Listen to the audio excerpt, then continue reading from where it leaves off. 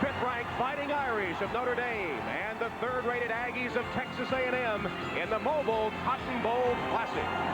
The temperature fell some 40 degrees in Dallas yesterday, and as the teams took the field just moments ago, the wind chill 20 with a chance of freezing rain before the day is over. Hello, everyone. Welcome to Dallas. Happy New Year. Tom Hammond and Paul McGuire with you. You know, there was a lot of controversy about the selection of Notre Dame for this Cotton Bowl, so the Irish have something to prove today, and so does Texas A&M. Skeptics say their schedule is soft, but they're out to prove 12-0 was no fluke. Both coaches think a win today, and they could finish as high as second in the final poll. Paul, one thing we do know, these teams have excellence in the running game. Both of these teams got here by running the football. If Texas A&M wants to win this football game, which they do, they're going to have to throw the ball. And I'm talking about between 20 and 25 times in this ball game. Now, the field is wet, but it's not frozen, and they're expecting some freezing rain. I don't think it's going to come.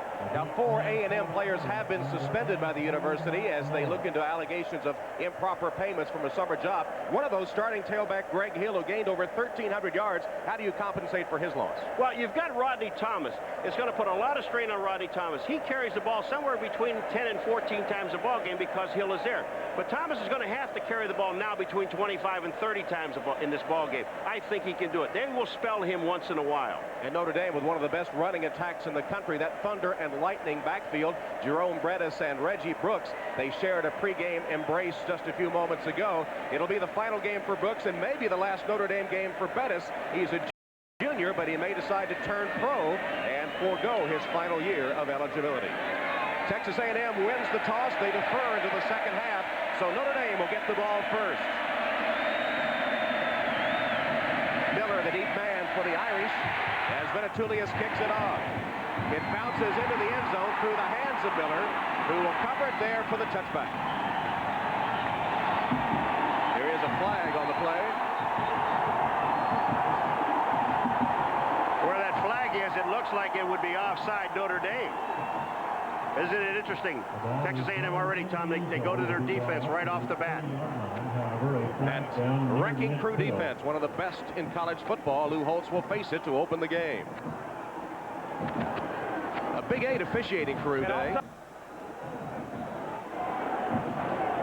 And the mic shorts out, but it is offside against Notre Dame.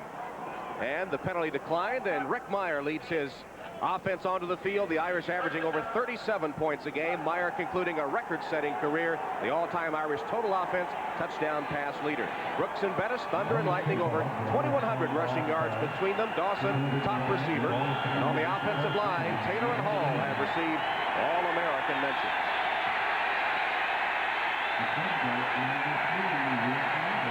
Two wide receivers to the right, I formation in the backfield. Bettis the fullback, Brooks is the tailback. Reggie Brooks averaging 8 yards a carry for the season, picking his way forward for a gain of 3. Now the wrecking crew defense of A&M that led the Southwest Conference in all the major defensive categories. That Aggie front, Adams, Teichelman, and England, an all Southwest Conference front. Buckley leads the team in sacks. Atkinson, the second leading tackler. And in the secondary, Glenn set a conference record, breaking up 20 passes. All-American free safety Bates is the top tackler on the team. Again, it's Brooks. Slips. Balls forward to the 26-yard line. It'll be 3rd and 4 coming up for Notre Dame. Tim Ruddy, the center, is going to get to the outside. They're going to run to the right now. Does Brooks trip on his he trips or slips when he goes to the line of scrimmage. I thought for a second he tripped, but this we talked about. This field is wet, but it isn't frozen. There's Brooks, one of the leading rushers in the nation. Brooks now lined up on a wing to the right. Meyer's first pass of the day. Plenty of time, dumps it off short, complete. Tight end Irv Smith with the grab and takes it across the 40 to the 41-yard line, and the Irish have a first down. Tom, when you have this much time, Mirer, when he's back there to pass, I'm going to tell you, Smith is not his primary target. Watch Mirer looking downfield, but look at the time he has. No one crosses the line of scrimmage. And then, at the last second, Smith just slips out after his block and picks up the first down. Heads up play by the quarterback, Mirer. There's Irv Smith, professional prospect, 6'4", 246, second leading receiver for the Irish. That was his 21st reception of the season. 15-yard gain. Adrian Gerald in the game for the Irish. Fake to Bettis and the option play. And Bettis does get the handoff from Mirer and gets short yardage, maybe a yard, as the Irish run the option. Sam Adams on the tackle for the Aggies. Let's go to Hannah Storm, who's with us on the sideline today. Thanks, Tom. Well, I listened in on R.C. Slocum's pregame speech to his young Aggies, and he had great advice for this team considering how young they are. He talked about poise. He talked about the 1988 game when Notre Dame drove down the field right away and scored on the Aggies, but that was the only touchdown that they had. The Aggies came back to win that game 35-10. Tom, poise is what he stressed for this team today, and they might need it. All right, Hannah, here's a play-action pass, and Mirer going deep.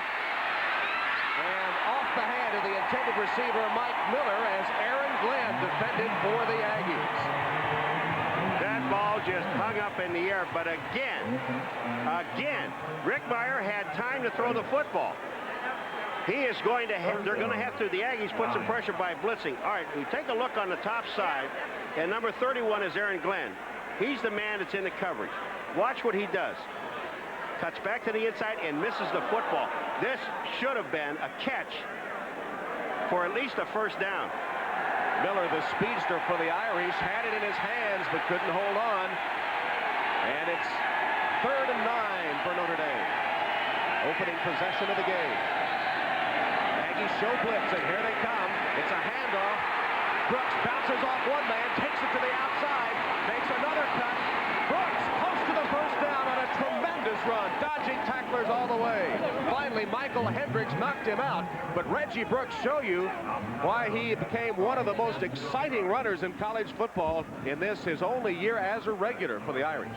Oh, and Brooks does this by himself. Look at the man who makes this play. If we can hold this, we're going to show it again, obviously, but Atkins is the man, number 43, that makes the play. He's the guy that goes up and strips everything, gets Bettis out of the play also. When we take a look at it, watch 43. Watch what he does when he comes in. He's going to hit Bettis and knock him into Brooks. He makes the play. Now all he needs is some help. What I'm talking about now is where Brooks does this by himself and gets the first down. Just determination by Brooks. 3 carries, 16 yards for Reggie Brooks, the first 1,000-yard rusher in Lou Holtz's tenure at Notre Dame. He picked up the first down. Brooks slips flat on his back at midfield.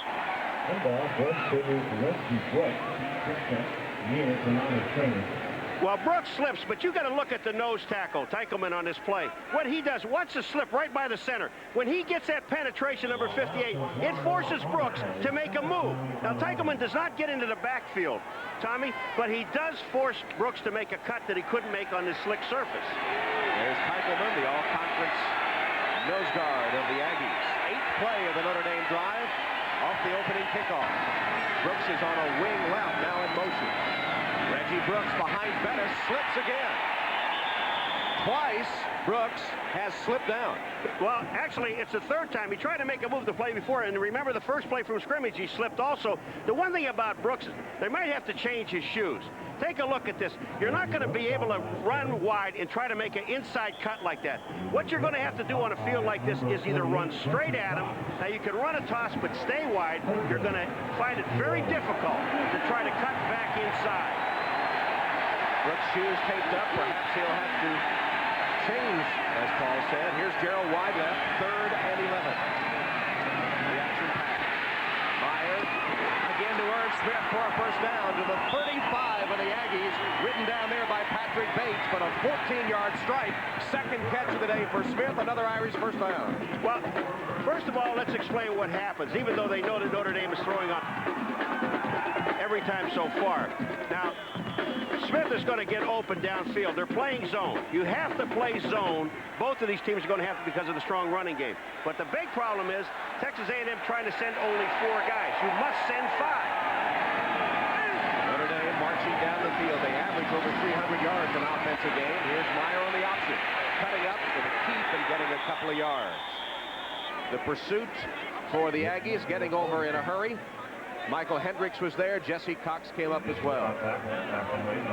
Untaping the shoes and perhaps changing to a different style cleat for this slippery field. Well, they have to change take the tape off, because all that tape is doing is sliding on the field. You've got to get some traction. They're going with Becton in the backfield, now with Bettis. Becton, the tailback, behind Jerome Bettis. Mirer with a second down pass. Again, plenty of time. He has his receiver over on the sideline. It's complete to Ray Griggs. Griggs will be short of a first down, taken out of bounds by Aaron Glenn. I'm just very much impressed with the amount of time that Mirer has, and that you give credit to your offensive line. When he has that much time with the gun that Mirer has, you're going to have to play a little bit tougher and a little bit shorter on the wide receivers, because he has all the time in the world. The receivers know where they're going. They're having a terrible time, the defensive backs. Third down. Already the Irish have converted 3 third downs on this drive. It's the 12th play. Mirer may be changing the play here.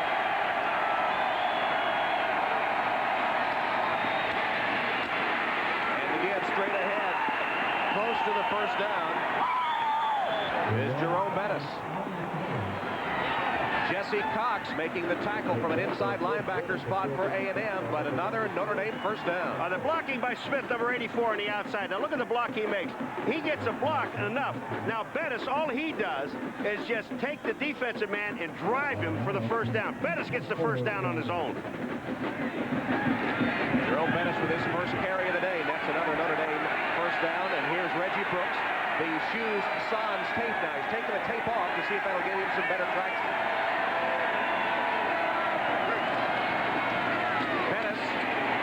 Bettis pounds straight ahead, taking tacklers with him across the 20, down to the 18. Marcus Buckley, the All-American outside linebacker of the Aggies, holding on to finally get big Jerome Bettis, nearly 250 pounds, to the turf.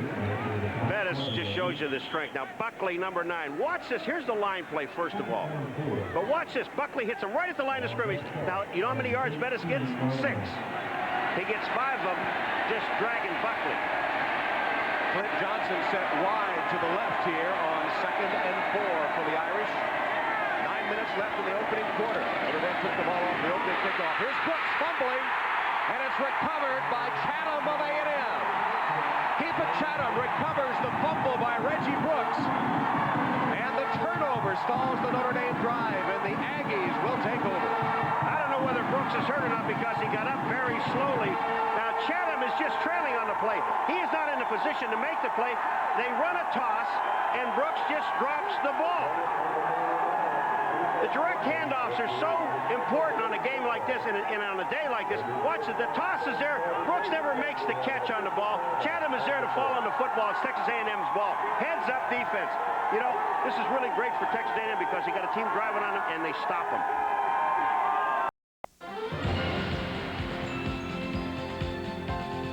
The Mobile Cotton Bowl is brought to you by Mobile and Advanced Formula Mobile One. By Ford and your Ford dealer. Have you driven a Ford lately? By Intel, the computer inside. And by Lay's potato chips. One taste and you'll cash in your old chips. Notre Dame takes the opening kickoff. They run 14 plays, consume over 6 minutes, but get no points. Jerome Bettis getting his shoes retaped as A&M has the ball for the first time.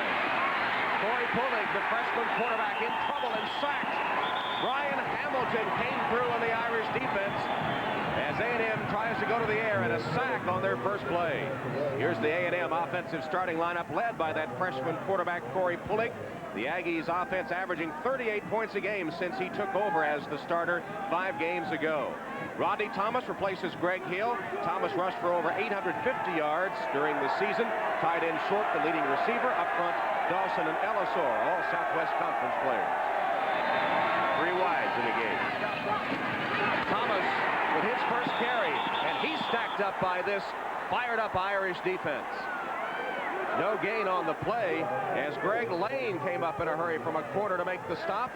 Here is that Notre Dame starting defense, which improved greatly as the season progressed. Bryant Young, the anchor of the defensive front, he and McDonald 1-2 in sacks. Despite missing the first 2 games, Demetrius Dubose finished with 12 more tackles than any other Irish player. And there's the secondary. Carter's the best cover man. He and Burris tied for the lead in interceptions. They had 5 each. And Biggins is in for Thomas, and he will play in the H-back position. Nickel defense on the field for the Irish. 3rd and very long. Pullig rolling, trying to buy some time. Sends it downfield, complete. The pass is complete on the first try of the day to Brian Mitchell. Todd Carter takes Mitchell out of bounds, short of the first down, and A&M will have to punt. Sharp, the tight end, you want to talk, he did some holding, and he's right in front of the official to give Pullig a chance to get to the outside, and no one caught it. So Texas A&M got some of the yardage back, but David Davis will have to punt. He's the All-American candidate. You see he has already set the A&M season record. There's Miller deep for the Irish. Miller standing at about his 35. Low line drive kick. Miller takes it at the 34. Trying to get a block to the outside. Miller with a pretty nice return, ridden out of bounds at the 43-yard line. 38-yard punt, 9 yards on the return. Notre Dame's ball in a scoreless first quarter.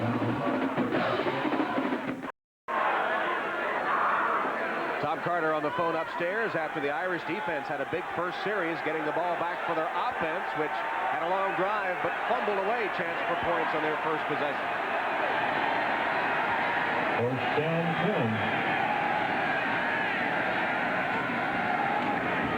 Mirer with a delayed handoff to Brooks. Reverses his direction and lowers his head, bounces to midfield. Brooks, who fumbled the ball away, takes it close to midfield. There's a penalty marker down. Isn't it amazing when you take the tape off your shoes, how well you can run? But again, this play was a delayed draw, and it was straight up the middle. No fancy stuff. The other things that Brooks did, he did it on his own. 5-yard penalty. Down.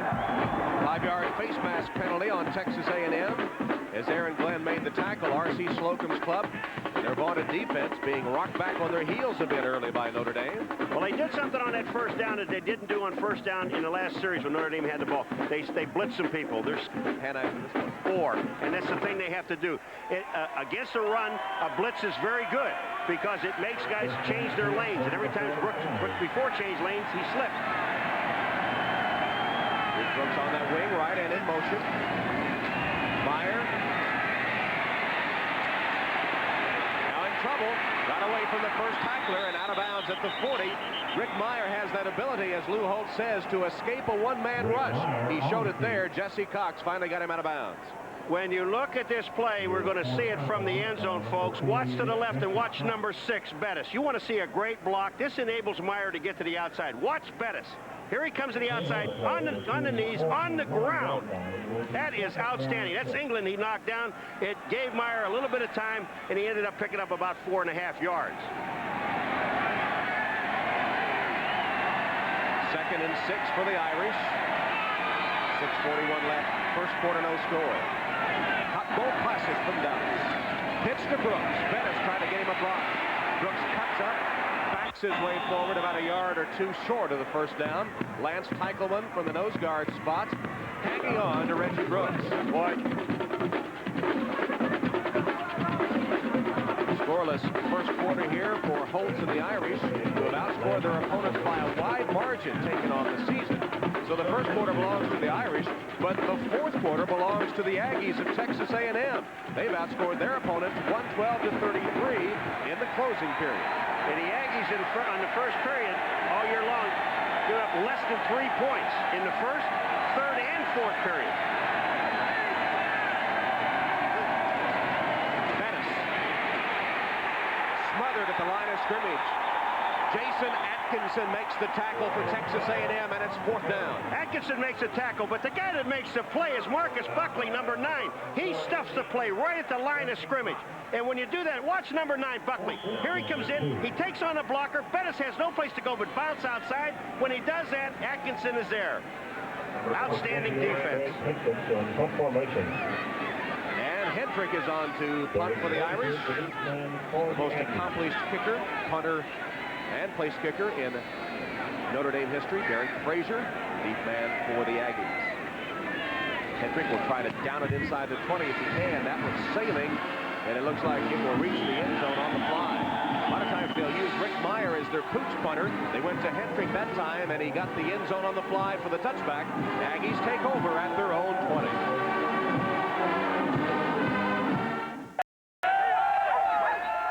Some Texas A&M cadets with Reveille, their mascot. The Aggies have run only 3 plays to 18 for Notre Dame, but it's still a scoreless first quarter.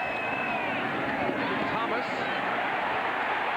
gets some room to the outside. Best run so far for the Aggies. Demetrius DuBose finally rides Rodney Thomas out of bounds. Demetrius DuBose is the linebacker, and we know he's going to the pros. Number 31. Watch DuBose. He comes up to fill inside. The block is made. He stays with his man. Watch this. He gets back and then enters into the play. Doesn't make the initial tackle, but it's still there. That's what you call determination by the defense. We saw that with Texas A&M when they were on defense. Now we're seeing it with Notre Dame. And a good block by Dexter Wesley. DuBose had to make the tackle because Wesley had Devon McDonald, the end, tied up. Fake the reverse. Thomas keeps and loses yardage. Devon McDonald and Brian Hamilton. Well, the Irish had trouble with their footing earlier. Hannah Storm, what sort of adjustments have they made? Well, perhaps their first indication should have been during pregame warm-ups when Lake Dawson was trying to cut back upfield and slipped. Maybe the Irish should have gotten a clue then. They have had problems with their shoes. Reggie Brooks has changed his shoe. Notre Dame came into this with a simple turf shoe. Brooks has changed into a shoe with a little bigger nub for better traction. Bettis kept his shoes on but took some tape off. As for the Aggies, they're wearing special rain shoes with long spikes. No problem for A&M so far, Tom. Cliff Gross in the backfield for Texas A&M on 3rd and long. Pullig in trouble and sacked for the second time. Devon McDonald was the man that got there first. He was quickly joined by Brian Young, and the Irish defense comes up with another big play. Their second sack of Pullig on the day. Well, this is 2 plays in a row for Devon McDonald. They tried to run Rodney Thomas before he made the play. Now watch him here. McDonald comes in, number 49 or 45, gets away from the block and makes the play. Devon McDonald, whose twin brother Ricardo just completed his rookie year with the Cincinnati Bengals. Davis gets a great roll on the punt. It wasn't a thing of beauty, but it'll wind up being a very effective punt as it rolls dead at the 32-yard line and covered 55 yards. We're still scoreless in the Mobile Cotton Bowl Classic. What does a free safety do when they're on a break in a commercial? Watch this. Patrick Bates, number 29. You'll see his head come into the picture. See it right there on the screen? Mirer says, will you get out of here? We're trying to put a play in. Then Bates walks around and then he goes up to the official like, what are these guys talking about over here? He doesn't understand Irish. Notre Dame, they have the ball on their own 32. Scoreless first quarter. Myers hit 3 of 4. That one batted down. Teichelman got in to knock it away. Lance Teichelman, 6'4", 259, a junior from Austin, Texas. First team All-Southwest Conference. You see what happens when they blitz now? This is a first down blitz, and watch Teichelman. Now he's split out. He's not the nose tackle. He comes across, penetration. Bettis comes out to hit him, but he just gets up in the air, reads Mirer perfectly, and knocks the ball down. That's excellent defense. They've got to blitz Notre Dame. And I'm not talking about once in a series. I'm talking about at least 2 out of 3 downs. Notre Dame was 72 total yards, -2 for the Aggies, but still nothing. Mirer rifles one almost intercepted through the hands of Jason Atkinson. He could have picked it off and rambled into the end zone, but he could not hold on. It'll be 3rd and 10 coming up for the Irish. Lance Teichelman again is putting some heat on. He beat the offensive lineman. He beat Ruddy, the center. You'll see Teichelman just get through. He comes to the inside, and then when they throw the ball, look at this zone defense. They're all set up, and you got Mirer trying to throw into 4 guys. You can't get that ball there. Your arm isn't that strong. Wow, Atkinson nearly had it. He would have had a touchdown. Instead, it's 3rd and 10 Irish.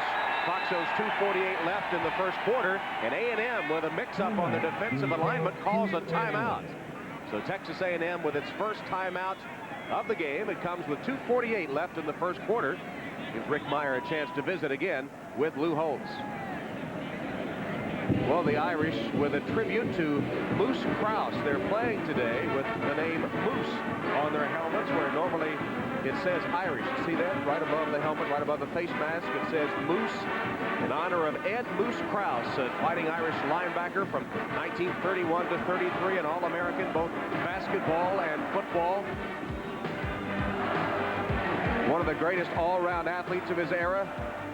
In the Newt Rockne era at Notre Dame, and then Krause serving as athletic director from 1948 to 1980 at Notre Dame, credited with ending Notre Dame's 45-year absence from postseason play when he brought him to the Cotton Bowl in 1970. And Lou Holtz was telling us a couple of days ago that 2 days before Moose died, he came into Lou Holtz's office with his Cotton Bowl hat on and said, "We're going back to Dallas." If I'm not mistaken, I saw a tear in Lou Holtz's eyes because he was very fond of Moose.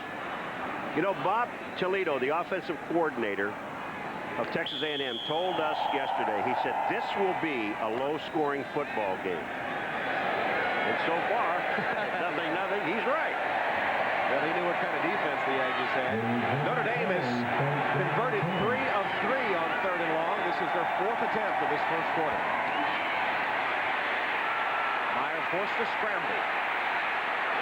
Now sends it downfield, and it will be knocked away, almost intercepted by Aaron Glenn. Glenn, as we told you earlier, set a Southwest Conference record, breaking up 20 passes this season.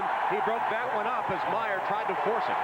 All right, Mirer, he gets some help, and he really does get some good blocking. Bettis gets an excellent block on Buckley. Look at Bettis right here. He stays with Buckley and brings him down. Now, Mirer comes out. He's by himself. He's scrambling. He can feel the heat coming, and then at the end, he takes a little shove. Look at the seat. Did I complete it? No, you didn't. Sam Adams, the man that gave him that little love tap just to let him know he was in the area. And Hendrick will punt to Frazier.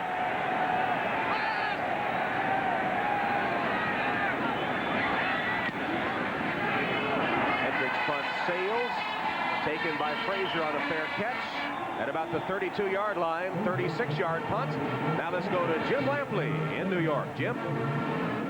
All right, Tom, let's take a moment to get up to date on the still developing Larry Smith story at the University of Southern California.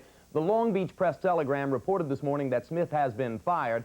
A little while ago, I spoke to USC Athletic Director Mike McGee, who categorically denied that Smith has been fired, but acknowledged that he'll be meeting with the coach today to discuss his future. If you were speculating, based on the details available to us, you would speculate that Smith is going to resign as head coach today. We'll have full details by about 5 o'clock Eastern Time this afternoon. Tom Hammond? All right, Jim.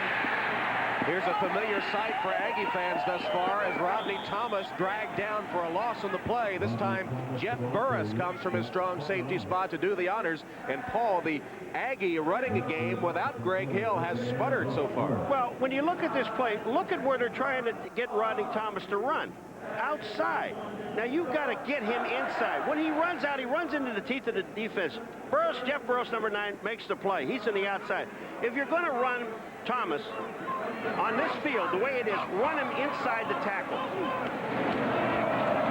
Pullig to pass. And it is complete. He delivered it on the money to Tony Harrison.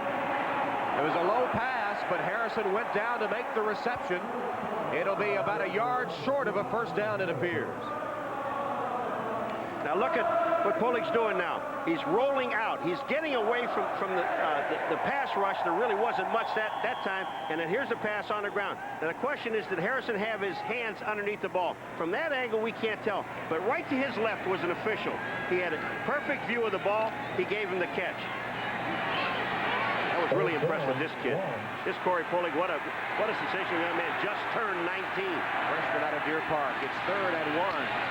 And Carter, the fullback, with his first carry, picks up the initial first down of the game for Texas A&M. What Carter great yesterday. We're talking to Carter, and he said to us, hey, I don't get the ball, but that's my job. My job is to block.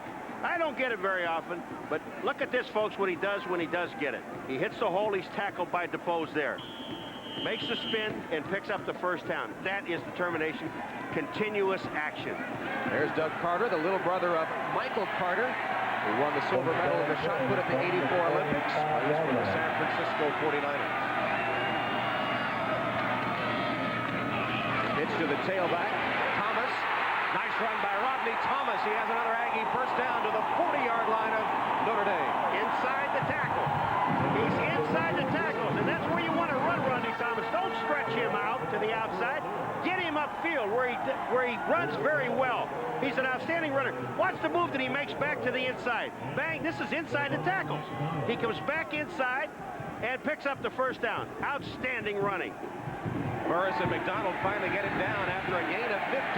Rodney Thomas now starting to become effective in the running game for the Aggies. They're on the move at the 40 of the Irish.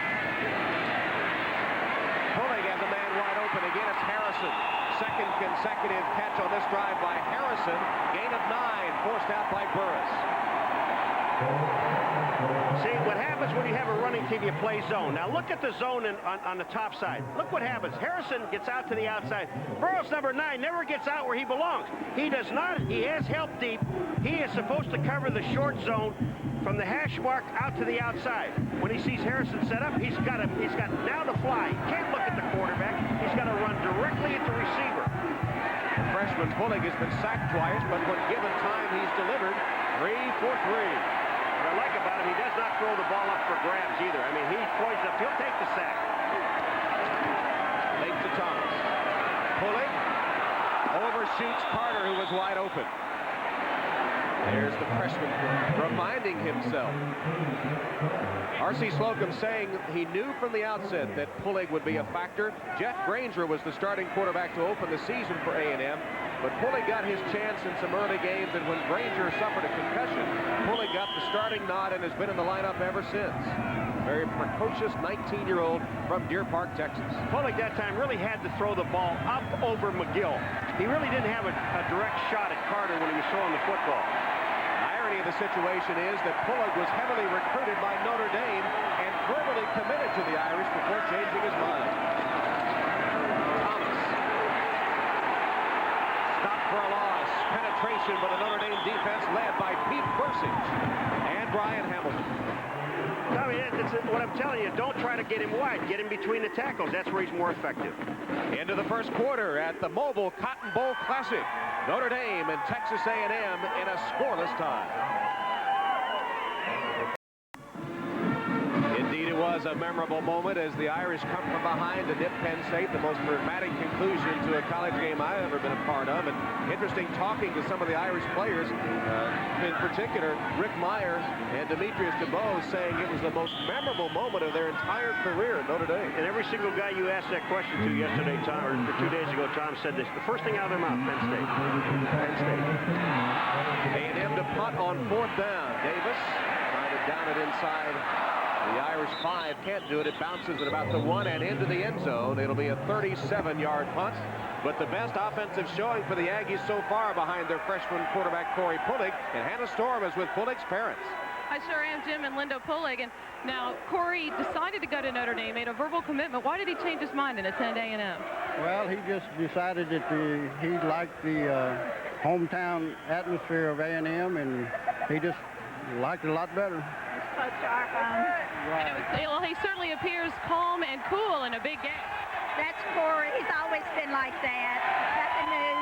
He said growing up as the youngest of 4 brothers helped him never to get rattled. Tom? All right, Hannah. Everyone marveling, players and coaches, at the freshman's coolness under fire.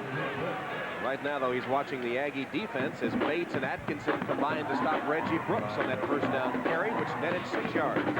One interesting thing about Texas A&M, looking how Brooks loses his shoe because it wasn't taped on. He said, I need the tape back, but if you put the tape back, you're going to slip and fall down. So I think they'll take time out and let him get a shoe back. But so Brooks getting that shoe readjusted, replaced by Lee Becton at tailback. Brooks has carried 9 times for 26 yards. Here's Becton. Becton trying to pound ahead for the first down. Apparently has it across the 30-yard line. See, Brooks will come back in the ballgame. One of the things that happens, and you say, what is the big deal about the tape? Well, what the tape does, it gets slick. And when you take, he wants his shoes on, he feels more comfortable with them taped to his foot, okay? But when you take the tape off, now he's going to lose his shoe. That's okay. But with the tape on, every time he made a cut, 3 times he went down, and for lost yardage, you can't afford that. So it's easy to tie your shoe every time it comes off than it is to slip and fall all the time. When Jerome Bettis was being recruited by Lou Holtz, he asked Coach Holtz if he could tape his shoes, and Holtz said he didn't allow it. There's Mirer keeping and taking it to the 35-yard line. So Holtz promised Bettis that he could tape his shoes. He'd be the only one if he would come to Notre Dame. Well, earlier this season, before the BYU game, Holtz got into this taping shoes thing, and he said, why do you guys like to tape your shoes? Somebody said, oh, it prevents injury or so on, and Holtz wasn't buying that. Finally, Bettis said, it makes me feel good, and when I feel good, I play good. So Holtz said, all right, that makes sense. Everybody can now tape their shoes. All right, Brooks is back. Not taped.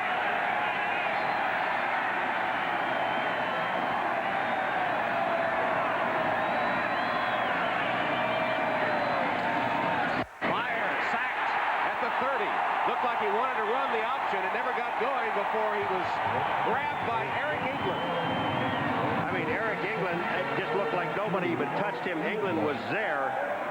He came into the meeting yesterday and said, I want an NBC hat when I go on television. Look at England. He just goes right by Knapp and makes the play. No one touched England. Eric England, Jr. from Sugar Land, Texas. First team All-Southwest Conference. Has also played some nose guard. Former high school All-American from Sugar Land. Here's where you really have to blitz Notre Dame. And they're coming. They're coming. Meyer got rid of it.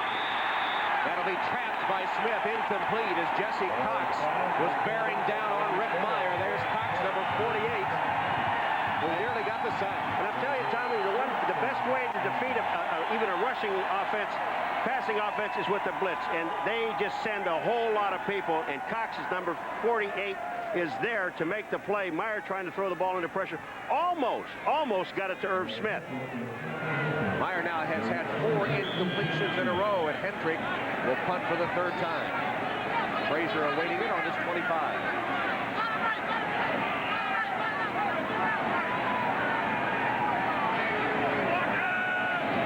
Dominated the game so far. The Irish had a good drive off the opening kickoff, but fumbled it away. Beautiful kick by Hendrick. Frazier takes it down in his tracks. Nice punt, good coverage. 43 yards with no return. Now, let me just say this. Rodney Thomas has carried the ball 6 times. 4 of them have been for losses. He has 6 yards rushing. We'll take a break in a scoreless game.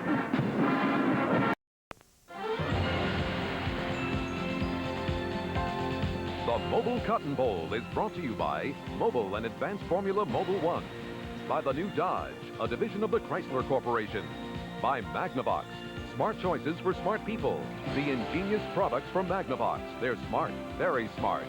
And by Hertz, the people's choice in rent-a-car for 75 years. Tom Hamm and Paul McGuire at the 57th Cotton Bowl from venerable Cotton Bowl Stadium in Dallas. No score, 12-14 left in the first half. Aggies in possession of the football for the 4th time in the game. Thomas picking his way forward for about 8 yards.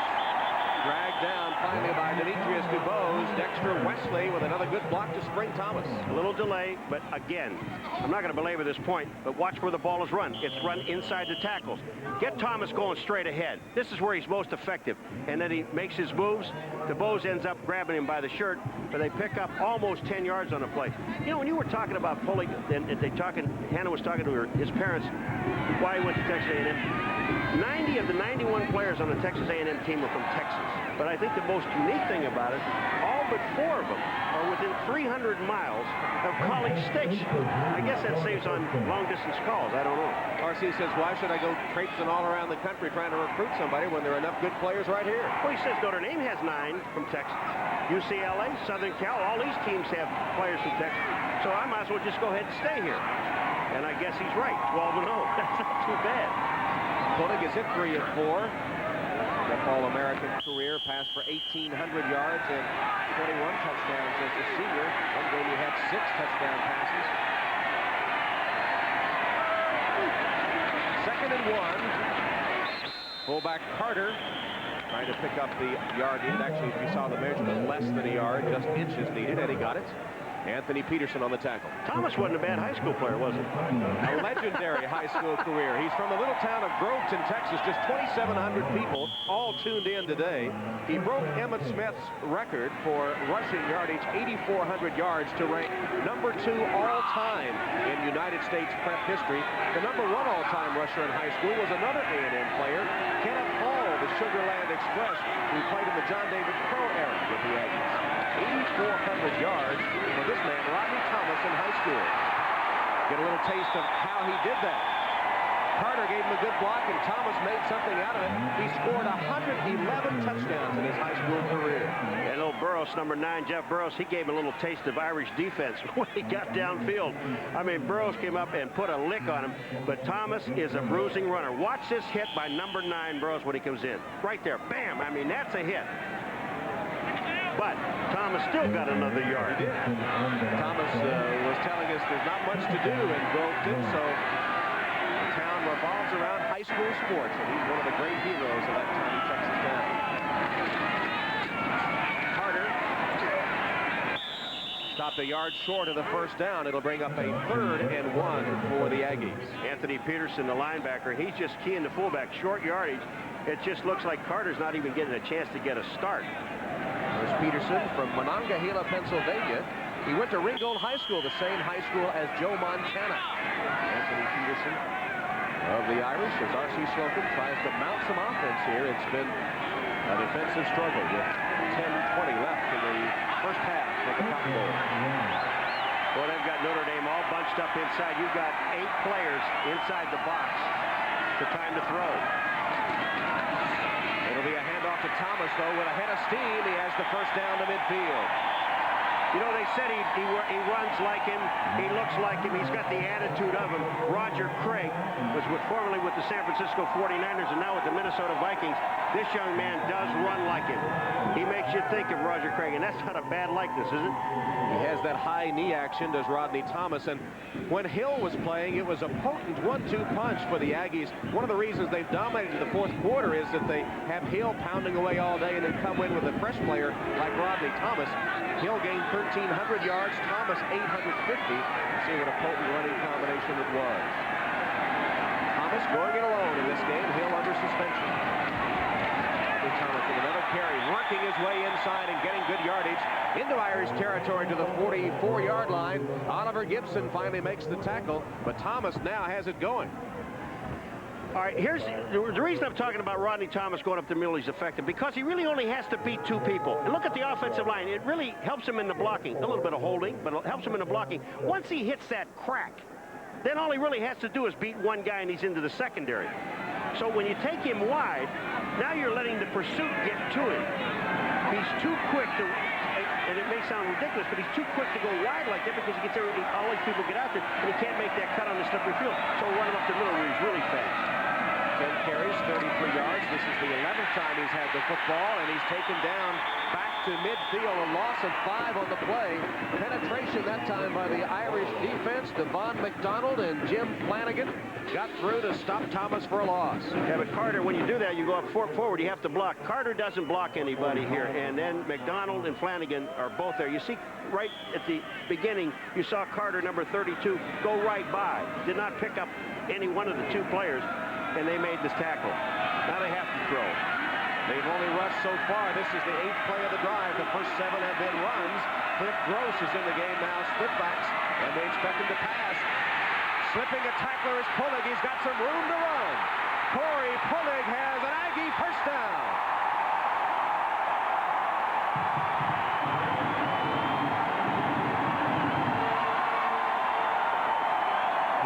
Do you remember what Lou Holtz told us about this young man when he was recruiting? We said, what are the reasons why you want him? He says that one of the most important things that he can avoid the one-man rush. Watch this.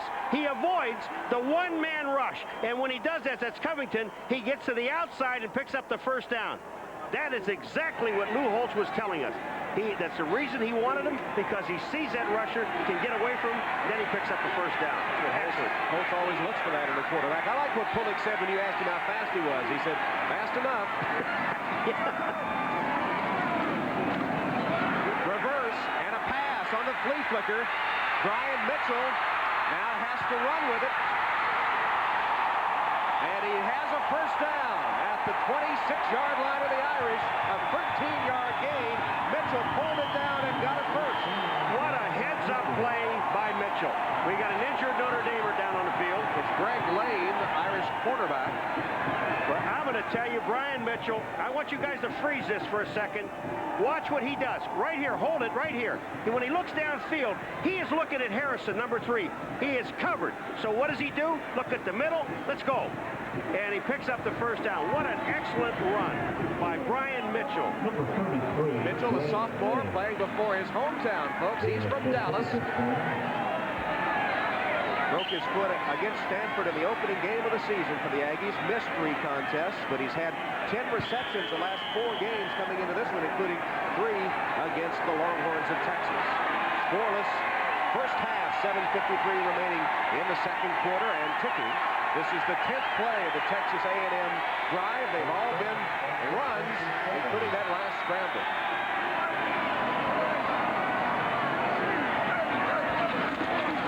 Thomas stopped at the line of scrimmage, slammed down hard to the turf, and a good play made by Jim Flanagan from the nose tackle spot of the Irish 5-man front. Jim Flanagan was not blocked. I mean, they tried to block him. They couldn't block him, and Flanagan met Rodney Thomas head on.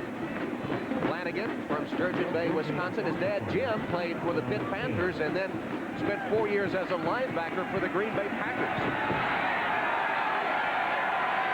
Flanagan said the time he was born, his dad had finished playing. He didn't remember much about his dad's pro career, but they still live in Wisconsin.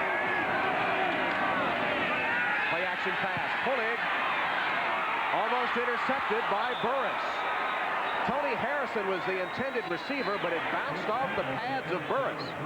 Well, actually, Burris really never saw it. He had his back to the quarterback, and then Harrison comes up to make the play. Watch this. Here's Burris. He really has his back. He turns just at the last second, gets his hand on the ball. Harrison is going for it. Just an excellent play by Burris, but Pullig takes a shot. Watch this. He just gets hammered when he throws the football. Just no chance. That's Hamilton, number 90, that nails him, but Pullig will stand in there. Hamilton had a preseason knee injury, but he's really come on for the Irish defense. 6 minutes, the Aggies have had the ball. This is the 12th play of their drive. It's 3rd and 10. And Pullig misconnects again. A pass intended for Carter. And it'll bring up 4th down.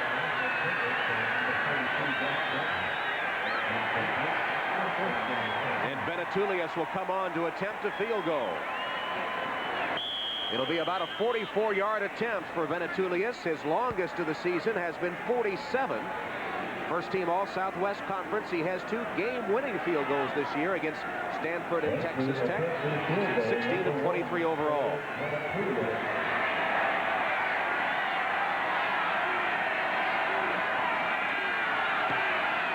It's up. And it just fell short.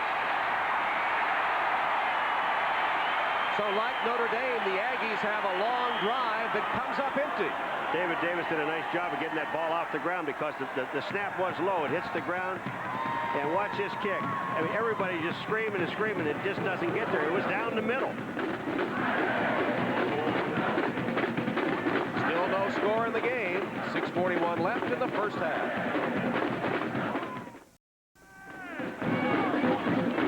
Two potent offenses held in check so far. 0-0, 6:41 left. Second quarter of the Mobile Cotton Bowl Classic. Myers missed his last 4 passes. Notre Dame averages 37.5 points per game. Reggie Brooks off the block by Bettis. And Brooks with a gain of 11. Knocked out of bounds after an Irish first down. Michael Hendricks chased him out. But Bettis had a block to spring his teammate Brooks.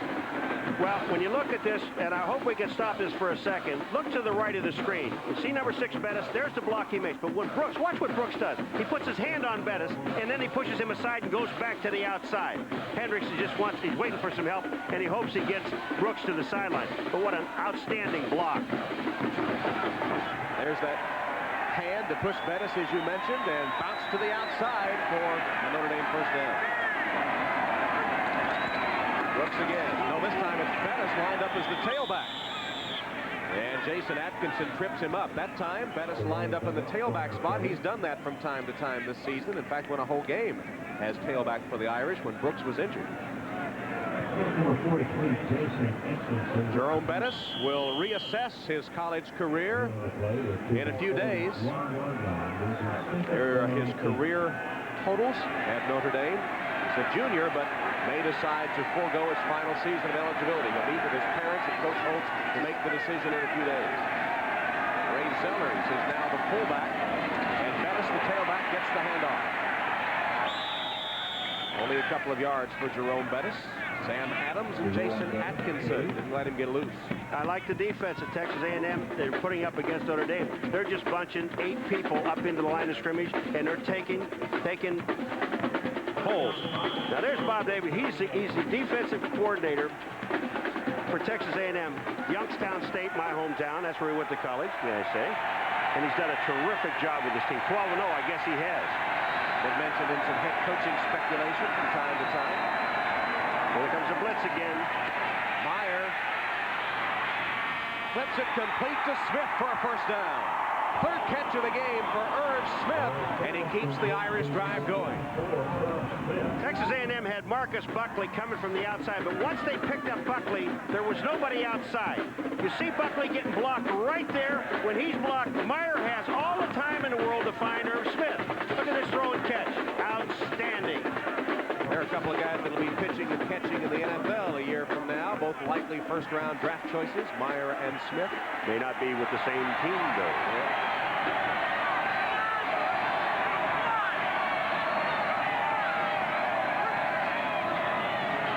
Bettis will throw a pass. Wobbly to Dawson. He dropped it. The pitch out was to Jerome Bettis has his mother. Gladys, you got a big decision to make, the Bettis family coming up, whether or not Jerome will forego his final year of eligibility and enter the draft. Which way are you guys leaning? It's a toughie. He loves the school so much. It's just hard to say. Seriously, whatever he decides, that's where we're going. When are you guys going to make the decision? We're going to sit down. We're going to have this discussion as soon as we get back Saturday evening. He's had some ankle problems. Is the threat of an injury going to come into consideration? It's healing. I don't think it's going to be a problem at all. He's not having any problem with that ankle. All right, thanks a lot. Let's get back to watching. Brooks on the carry, stopped by England. One thing's for sure, if he does decide to come out, he should stick to running instead of passing, I believe. Yeah, I think so. That pass wasn't very good. You talk about Eric England, watch number 92. Well, this is the pass play. I'm sorry, Bettis. Look at this pass. Don't give up the running back area. But the pass, let me tell you something. The pass was there.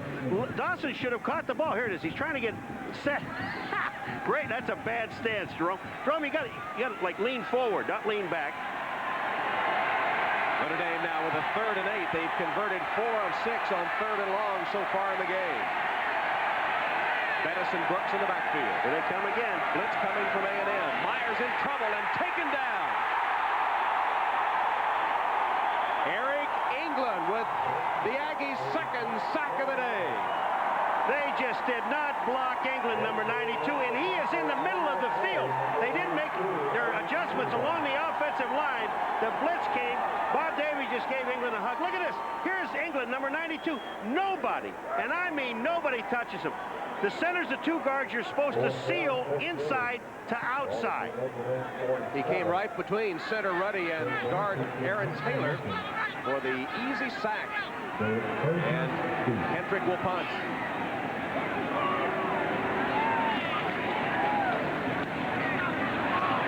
Nice punt, hangs it high. Frazier fields it at the 16 and got across the 20 to the 23-yard line. 37-yard punt, the return 7. We're still scoreless in Big D. Cotton Bowl in Dallas, 5th-ranked Irish of Notre Dame and the unbeaten and 3rd-ranked A&M Aggies scoreless. 3:08 left in the first half. A rare pass on first down by A&M, and it's complete. Gross makes the reception. Short gain on the play, about 5 yards to the 25. Carmelia McGill makes the tackle for Notre Dame. How right you are. A rare pass on first down 10 times. Texas A&M 1 pass, 9 rushes. And I talked at the beginning of the show about Texas A&M. If they want to win this ball game, they're going to win it by passing the football. 7 attempts, 4 completions. I think the team that can pass the best today is going to win this ball game. You're not going to line up against either one of these teams and run it at them and drill them. That's Bob Toledo, the offensive coordinator for Texas A&M. Gain of only 2 on that pass completion to Gross, so it's 2nd and long. Thomas trying to use his blockers, spun down after a gain of 2 or 3 yards. Devon McDonald was the man right in the center of things for the Irish. He's having a big game. He's having a real big game. Number 45. Watch this. He just takes on the block, and when he takes up Wesley on the block, it gets away from him, makes the tackle. That's outstanding. That's only a 2-yard gain. We're getting inside of 2 minutes. 1:57 and counting, to be exact. John Covington's on the field for the Irish as they go to their nickel defense package on 3rd and 5. Pullig behind his intended receiver. In fact, Carter made a run at it to try to intercept. Tony Harrison was the intended receiver. He never had a chance at it. He didn't have a chance. Carter was beaten to the outside, and Pullig just never got the ball out to the outside to Harrison because Harrison was open. But it's cold, and they're wet, and the ball was slippery. Things happen. Not much has happened, actually. Nothing. Defense. If you like defense, you're seeing a great football game. Here's another punt. The punters have been the stars of the show so far. Davis has this one wobbling its way downfield. Takes a good bounce. Miller will just let it bounce. It'll go out of bounds around the 35-yard line of Notre Dame. A 37-yard punt. We'll take another break. Teams trying to get some offense going in the final couple of minutes. 1:32 left in the half. The last scoreless first half in Cotton Bowl history, 1983, Pitt and SMU. There's Devon McDonald. Look on his wrist. Most teams have quarterbacks with offensive plays on their wrist, but under Rick Mentor, the defensive coordinator of the Irish, they have defensive calls on a wristband. The call comes in from the sideline. They consult their wrist, and there they have the defensive call. And that young man's been calling his own name all day long because he's had some great plays in this ball game. There's Mirer, the defensive chief of the Irish. Right now, the Irish have the football. Trying to get some points on the board. Play action. Mirer. Short completion. Gain of 4 to the 40. Oh, he had Irv Smith wide open to tight end because the linebacker fell down. Jason Atkinson fell down, and Smith was wide open on the outside. And they're trying to cover Smith with a linebacker. All timeouts left for the Irish. Is complete for an Irish first down to Lake Dawson. Lake Dawson is there, but it gives you an idea of the strength of Rick Mirer's arm. Because on that play, Derek Frazier, the defensive back, was in line with the ball. He gets it over him to Lake Dawson. An outstanding throw. Mirer picked up his degree a few days ago from Notre Dame. He's graduated. He's going to take things easy this spring and pay a lot of attention to, of course, the NFL draft. Trying to get the Irish some points here in the final minute of the first half. Running play to Brooks. Brooks is to the 40-yard line. Finally chased down by Bates and Frazier after a 13-yard gain on a trap play to Reggie Brooks. Tychoman had to tackle in the backfield and just does not. Lou Holtz wants a timeout. You just made a running play that took off about 8 or 10 seconds off the clock. You have 3 timeouts. After a running play, take a timeout. But they were moving the chains, so the clock was stopped. They didn't lose any more time. So the 2-minute offense of the Irish has been productive so far. They have a first down at the 40-yard line with 57 seconds left. This, of course, is the first of 3 bowl games coming your way on NBC today. Up after we're finished in Dallas, we'll go to Arizona for the IBM OS2 Fiesta Bowl as the 6th-ranked Buffaloes of Colorado take on the 9th-rated Syracuse Orangemen. The IBM OS2 Fiesta Bowl coming up next here on NBC.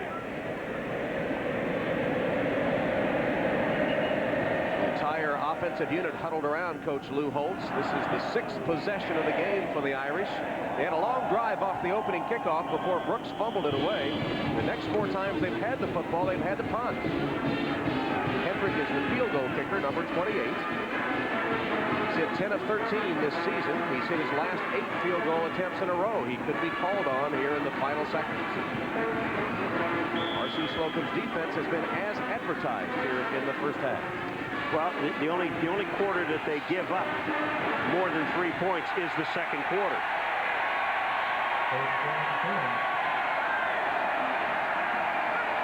Blitz coming from the Aggies. Mirer pumps once and goes down the sideline and incomplete. Intended to Ray Briggs. Was out of bounds anyway. The pass incomplete. Aaron Glenn was with him step for step. You know, when you look at this pass and you see where the ball is thrown, this is a smart throw because the defensive man doesn't have a chance. What he's trying to do is get the ball to Griggs as close to the sideline marker as possible. Griggs slips. The ball is out of bounds. But if Griggs can take 2 more steps forward, he might have had a chance to leap on a dry field. But that ball was put in a perfect spot. They also only lost 6 seconds off the clock. And Notre Dame still has 2 timeouts, so they can still run the ball here. Dawson, the leading receiver for the Irish, set wide to the bottom of your screen. Mirer intended for Bettis on a screen pass. And that was ugly from the start. Bettis was tripped up. Sam Adams was there. He thought he got tripped up, but the official was right on top of it and said no. The screen was set up beautifully, but Sam Adams was right there, read it, stayed with Bettis. Left of the screen, number 95. Look at Adams. He just sees Bettis. He's on Bettis one-on-one right there. There's just no place for Bettis to go. Bettis just trips off of his feet. Adams really never touched him with his hands. Watch Adams' feet. Watch where the feet click right here. You see that? He does not touch Bettis.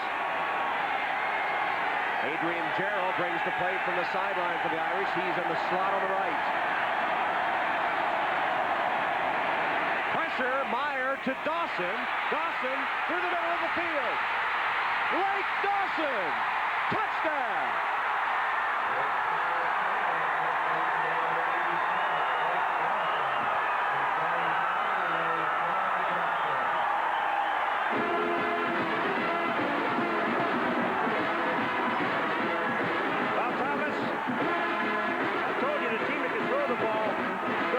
Score in this game, you're not going to do it on the ground. And what a great play to Lake Dawson. And they had Texas A&M in a blitz, so they had everybody up towards the quarterback, and they ran that little delay along the line of scrimmage. When Lake Dawson caught the ball, then he had his blockers, which are linemen, in front of him. Hendrick for the extra point. Penalty marker down. The kick was good. Well, the Irish running game held in check. On the 2-minute offense, they go to the pass, and Dawson scores from 40 yards out. Offside against Texas A&M. They'll assess that on the kickoff. There's Dawson, who scored only his 2nd touchdown of the season. All right, this thing is really set up beautifully because the rush is on. They're running a blitz at Mirer, and watch what happens. You see Buckley is there, but when Dawson comes down the line of scrimmage, what he runs into is his offensive lineman. Once he hits the middle of the field, there's nobody there. Look at Lyman. They're just out in front of him. Ruddy is there. Taylor is there. When Lane Dawson comes down, watch where he is and watch where he catches the ball. He slips first. He's right on the line of scrimmage. Then there's the blocking. It's outstanding. He picks up his offensive line, and this is easy from here on out. Look at the offensive line. They're just jogging on in. You see, he almost dropped the football before he got to the goal line as he raised his hand to celebrate. He was able to get it back, and the Irish get on the scoreboard with 36 seconds left in the first half. Well, the Irish averaging a lot of territory on the ground all season. 281 rushing yards. They have only 62 today before that last drive, so they go to the air, and it's successful. As Dawson scores on a pass from Mirer. Don't forget, coming up at halftime, the Prudential update. Jim Lampley with scores and highlights and other bowl games. Plus a preview of the IBM OS2 Fiesta Bowl, Colorado against Syracuse. And of course, we'll bring you the Cotton Bowl halftime festivities. Take a look at both bands during intermission. Tom, one thing when Texas A&M gets the ball, they'll have about 33, 32 seconds somewhere there. They do have 2 timeouts left. They won't do anything foolish because they get the ball at the beginning of the second half. Kickoff reaches the end zone, and it's taken out of there. So the Aggies, S2 the touchback. And Billy Mitchell brings it out to about the 24-yard line, where Reggie Brooks on special teams makes the tackle. So Pullig with some final advice from R.C. Slocum. What do you think they'll call a safe pass? You said they wouldn't do anything foolish. I don't think anything foolish. I mean, because they're only 31 seconds. They're at the 24-yard line, and they have, granted, they do have 2 timeouts, but they do get the ball at the beginning of the second half, and it'll be kind of difficult if they made a mistake down here, give the ball to Notre Dame, go down by 14. That's tough coming back against that defense of the Irish. Notre Dame scoring the only points in the game here in the closing minute and a half. Go to the run. That's the safe play. Rodney Thomas gets a few yards, and the clock will tick away. Jim Flanagan made the tackle for the Irish. We've been talking about the A&M defense. Of course, the Irish defense has played a very effective first half. The Irish won't call timeout. They're just going to go in at halftime down 7, and they get the ball, Texas A&M, second half. And that will bring the first half to a close. Notre Dame marches down the field in the final minute to score the only points of the game. Lou Holtz and the Irish leading Texas A&M 7-0. Let's go to Hannah Storm. Defense, you managed to shut down the run. However, you gave up the big pass. Played the first half, a little screen play there at the end. We missed a tackle on it. We had it for no gain, looked like, and we missed a tackle. Really disappointing, but I feel good about the way we're playing. We've got to make some plays on offense, and it's going to be a heck of a ball game. What about your offense? Coach, how are you going to put some points on the board against this team? Well, we're playing against a good defensive team. We've had problems. They've had the same problems. When you play big ball games, defenses usually control the games. We'll go in here and adjust at halftime. This is where we've been all year, so it's nothing new. Thanks a lot, Coach. The Aggies have come from behind to win in the second half 6 times this year. All right, so R.C. Slocum will try to rally his troops to come from behind once again. And we are at halftime. Notre Dame leading 7-0. Gives us a chance to take a look at the Fightin' Texas Aggie Band.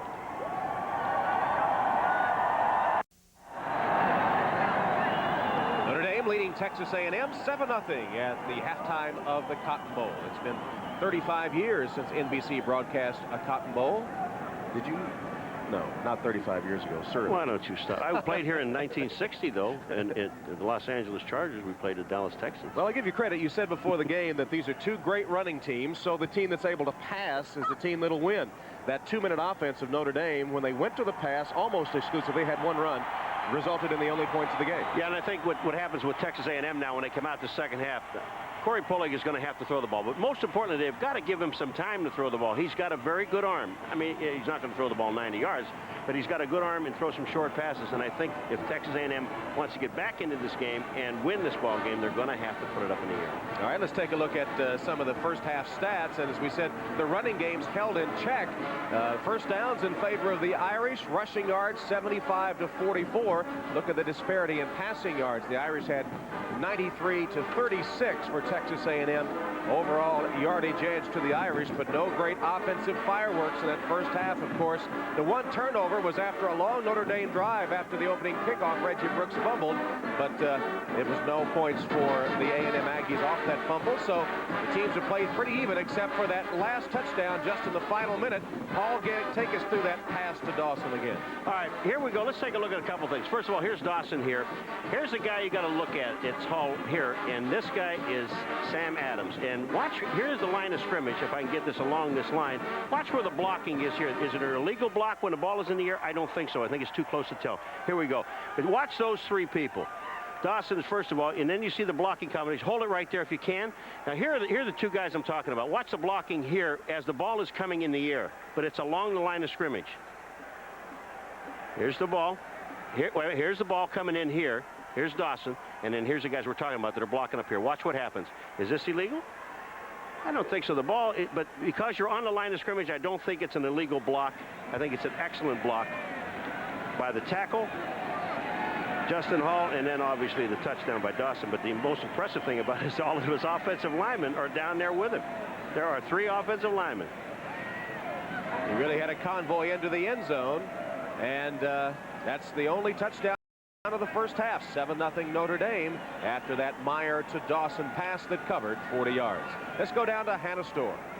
Thanks, Tom. I just talked to Irish offensive coordinator Skip Holtz, and he told me that they're going to make a few adjustments on their blocking schemes because their running game has not been moving the ball as effectively as they want.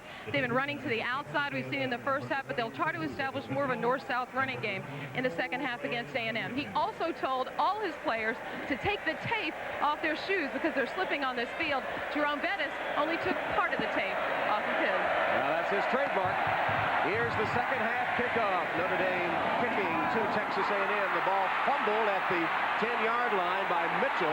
He picks it up and has a pretty good return out to the 25-yard line. So the Aggies, who have trailed 6 times at halftime in this 12-0 season, try to once again rally from behind.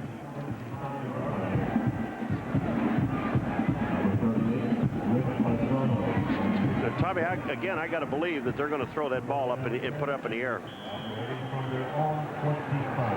All right, when you take a look at when Mitchell misses this ball right here, watch what happens to him. He gets to the outside. If he gets by one tackle, not this one, but that tackle there, he had some running room. A lot of times you see that fumble of the kickoff and the coverage breaks down as everybody tries to pursue the football. Pullig opens with a first down pass complete to Greg Shorp, his tight end, and Shorp has about 12 or 13 yards. He's the Aggies' leading receiver. That's his 25th catch of the season. McGill finally tracked him down with help from Carter, but it's an Aggie first down. And it's a bootleg play. And what I say by a bootleg play is that everybody goes one way. Hey, take a look. They'll all go to the left of the screen. Watch who comes out by himself. That's Pullig, along with the tight end. He just pops the ball downfield. The tight end picks up a first down.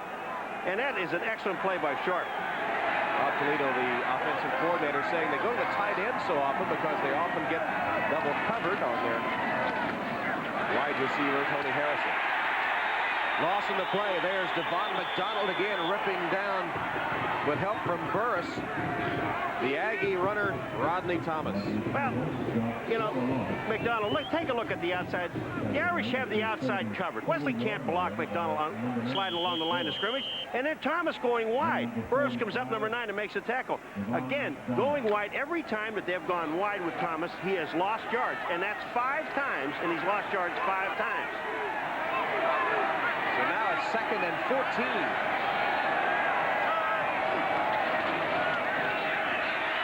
McDonald bearing down on Pullig, but the freshman got the ball away to Shorp. For a 1-yard gain. 1-yard gain, but he did avoid the sack. Bursic tackled Shorp after the reception was made.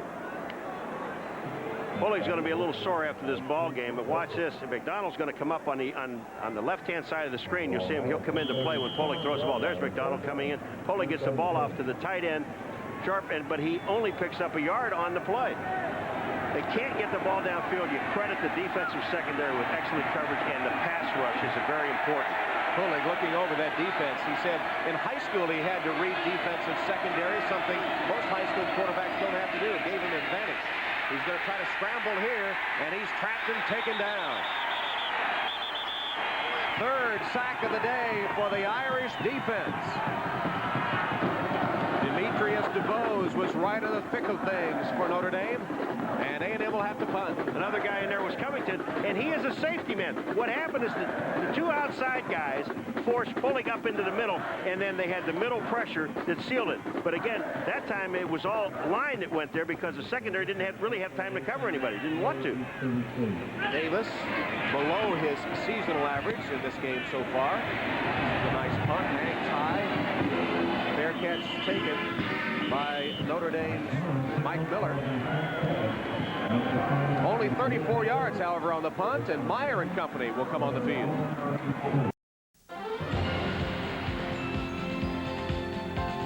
The Mobile Cotton Bowl is brought to you by Mobile and Advanced Formula Mobile One, by the Heartbeat of America, Chevrolet, and your local Chevy dealer. By refreshingly different Bud Fry. Drinks light and has real draft taste. And by Pizza Hut.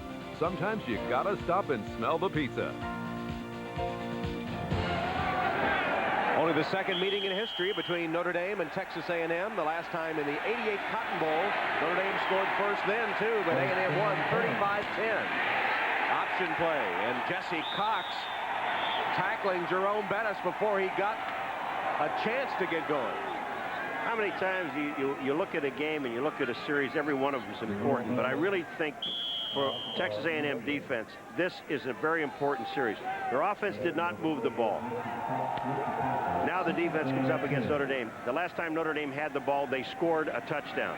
They must stop them. I think confidence-wise, they must stop Notre Dame in this drive. Off to a good start. No gain on the first play. Brooks. Defense all over it. Michaelman and Atkinson surrounding Reggie Brooks and throwing him back. Forward progress had already been stopped, of course. So 2 big downs by the A&M defense. But they had Brooks in the backfield for a loss, and he gets out of this. This is all Brooks. The toss is there. Watch this. There's Adams. He's the guy that forced him aside. Teichelman is the man making the tackle. He gets knocked off by his own man. Brooks, continuous action, gets upfield, and he picks up 4 yards on the play. That's an outstanding run. His favorite move is a spin move. He didn't quite get it going then, but he has been an electrifying runner and has made a name for himself amongst the pro scouts. Offside. A&M offside. This could be a free play for Notre Dame. Mirer tightropes down the sideline for a first down. Unless the defense was drawn off, it'll be a Notre Dame first down. Marcus Buckley was way across the line.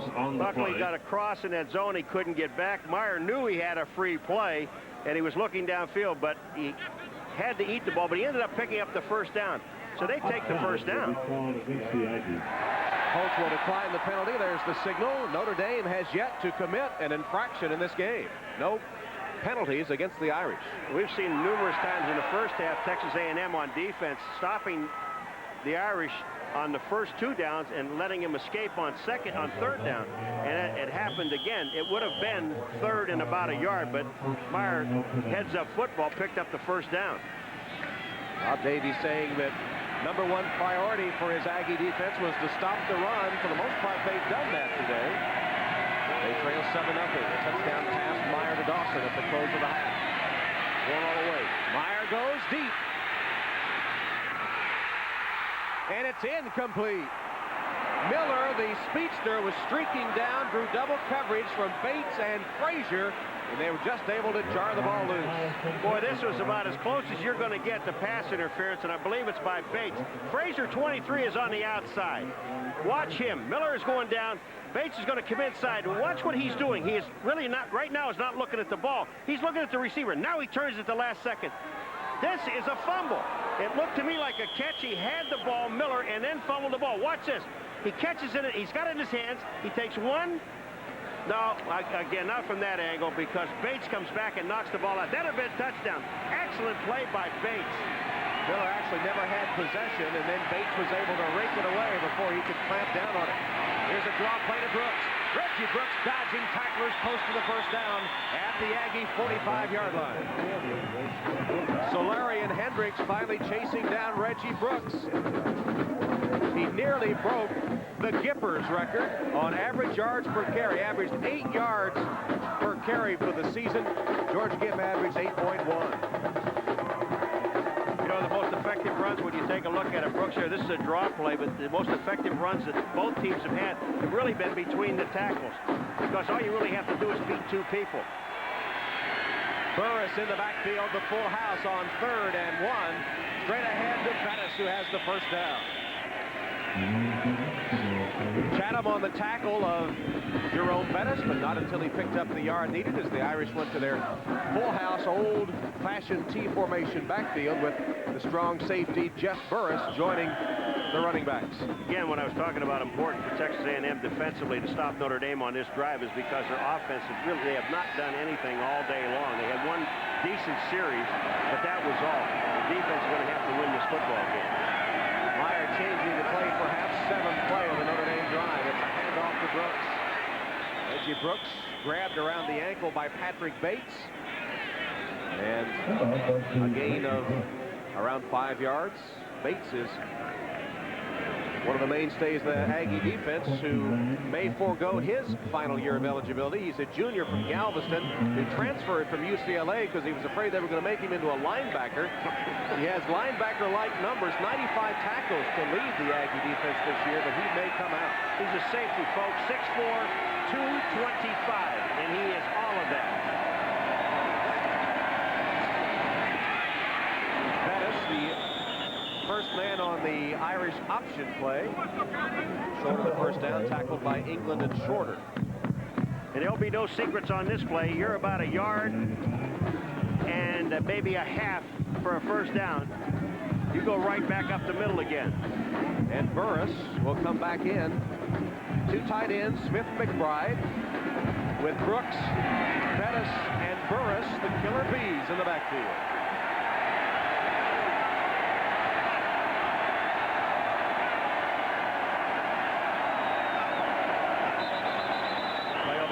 Before it got started. Now the only way that that's a defensive penalty, because they can get over and get back, is if they touch someone. So there has to be, if they're saying it's against Texas A&M, but dead ball, offside, defense, 5-yard penalty.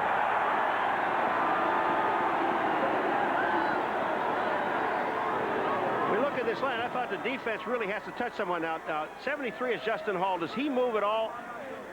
He's edging, but here, when you come across, they touched helmet to helmet right there, and that's when they called it. So Notre Dame gets the first down by penalty, advancing the ball to near the 28 of Texas A&M. First down, Irish. Just over 8 minutes left in the third quarter. 7-0 Notre Dame. Option, Mirer keeps, not much there. Jesse Cox and Steve Solari, linebackers on that side, shutting off the option play. That really was a good play by Solari coming from the inside. Cox forces Mirer back to the inside. There was no place to toss the ball, and Solari makes the play. Good pursuit. 10th play of the Notre Dame drive coming up. Like the first half. Yep. They had 14, I think, in the first drive. And then Brooks fumbled.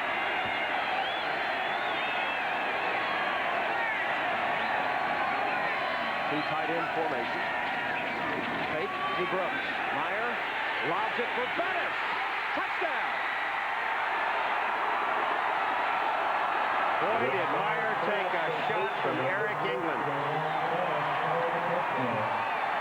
I don't think Mirer saw the touchdown to Bettis. It was a great throw. Bettis got beyond the defense.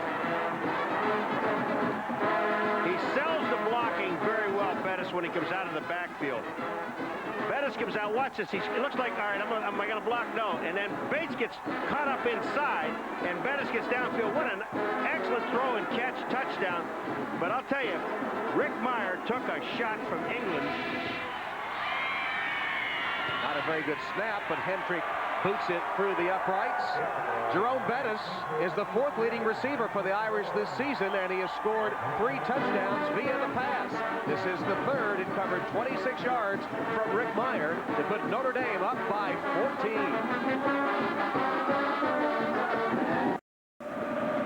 I mentioned that Mirer takes a shot from England, and watch this. He's coming from the inside, number 92. As soon as Mirer throws, bang, he gets hit here, and then England drives him all the way back, and Mirer's trying to look downfield to see the touchdown. Good hit. Good throw. Well, of course, if he had seated, he would see Jerome Bettis. 6 for 6, baby! All right. 6 for 6, Jerome Bettis with the touchdown, and the Irish have scored the last 2 times they've had the football. Hendrick with the kick. It's a short kick fielded by one of the up men. And a pretty good return. Detron Smith with a good return for the Aggies. Let's go to Hannah Storm. Bubble Corporation is in the 5th of a 7-year agreement to sponsor the Cotton Bowl. I'm joined by Chairman Alan Murray. You guys will sponsor a lot of sporting events, auto racing, the Breeders' Cup Classic. Why the Cotton Bowl? Oh, well, Dallas, of course, very special to us. Texas, Southwest Conference, we recruit from there. And so it's just a natural. We wouldn't have sponsored any other bowl. Notre Dame was a bit of a controversial selection, being the number 5 team in the nation, but I know that you feel it was a good one. It was a great selection. I think it was very good for the game. I think it was very good for the Southwest Conference. You know, the Southwest Conference always does better in coaches polls and media polls, and I think that'll get recognition. All right, thanks, Mr. Murray. Enjoy the rest of the game. Flag down, that play blown dead before it got started, and certainly the Irish proving they belonged in the Cotton Bowl with a 14-0 lead on the unbeaten Aggies. Dead ball, false start, offense, 5-yard penalty, repeat first down. Well, until I saw those flags, looked like Rodney Thomas. Notre Dame just stopped. But once the whistle blows, everything stops. John Laurie is heading our Big 8 officiating crew at the Cotton Bowl today. R.C. Slocum, I tell you, that guy there was, his roommate was a guy that played in Buffalo, a linebacker, a very good one named Paul Guidry at McNeese. They were roommates at McNeese. Really a fine coach. He's done a great job at Texas A&M. Well, the defense of the Aggies, well known. Look what Notre Dame has done. They've held Texas A&M to only 87 yards total offense. The Irish starting to get that high-powered attack cranked up. They pick up the blitzer. Pullig running for his life and ducks out of bounds after he gained 4 or 5 and then is smacked on the sideline and the flag flies. Rick Minner's right in the middle of things. Nice play by Mirer. Here goes Pullig to the outside. Now watch this. There's a shot there. Demetrius DeBose. He not only got Pullig, but he got his defensive coordinator and everybody else over there. But right at the beginning of that play, what a great block by John Ellisor. Number 51, the right guard comes out, and he's the guy that saved Pullig's life right at the beginning and forced him to start running. He makes an excellent block. We talked to that young man. He just said, hey, I've got to do the job. He was saying the key could be his blocking on Bryant Young, and Young really has not been a great factor. He hasn't gotten many tackles. He hadn't called his name very often, so Ellisor doing a good job. So the first Irish penalty of the day, and that's an A&M first down. Ball at the 48-yard line. This is the most that A&M has trailed this season. Their biggest deficit previously was 10-0 to Missouri.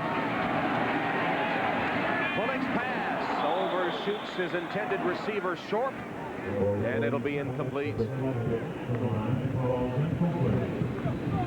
The problem with this offense, when you're looking at it now, all you have is one wide receiver coming out of the, and that's Brian Mitchell, number 18, and then Gross, number 33, who is the fullback coming out of the backfield, and the tight end. So you've got to get some wide receivers involved in this ball game. They've got Ryan Matthews, number 81, in the game now. He split wide to the bottom of your screen with Mitchell in the slot left. Pullig looks like he wants to run the option. He'll keep it and get to the line of scrimmage and no more. All the white shirts surround him there with Devon McDonald, the first to reach Pullig, and then joined by Anthony Peterson. McDonald is having a tremendous game. Bidding to join his twin brother Ricardo in the NFL next year. Well, he really is. I'm going to tell you something. This has been all McDonald. Really defensively, he has made some great plays. Peterson is also in on the play. Number 45 is McDonald. Watch this. He goes bing, gets back into the play. Excellent, excellent inside. Peterson, 49, the inside linebacker, gets the first hit. Then McDonald helps out. Could be a blitz coming. Now the Irish back out of it. Pullig has it batted down at the line of scrimmage by Brian Radigan. Brian Radigan was running. It looks like he was going to come on a blitz on the outside. DeBose was coming from the right and the left of Pullig.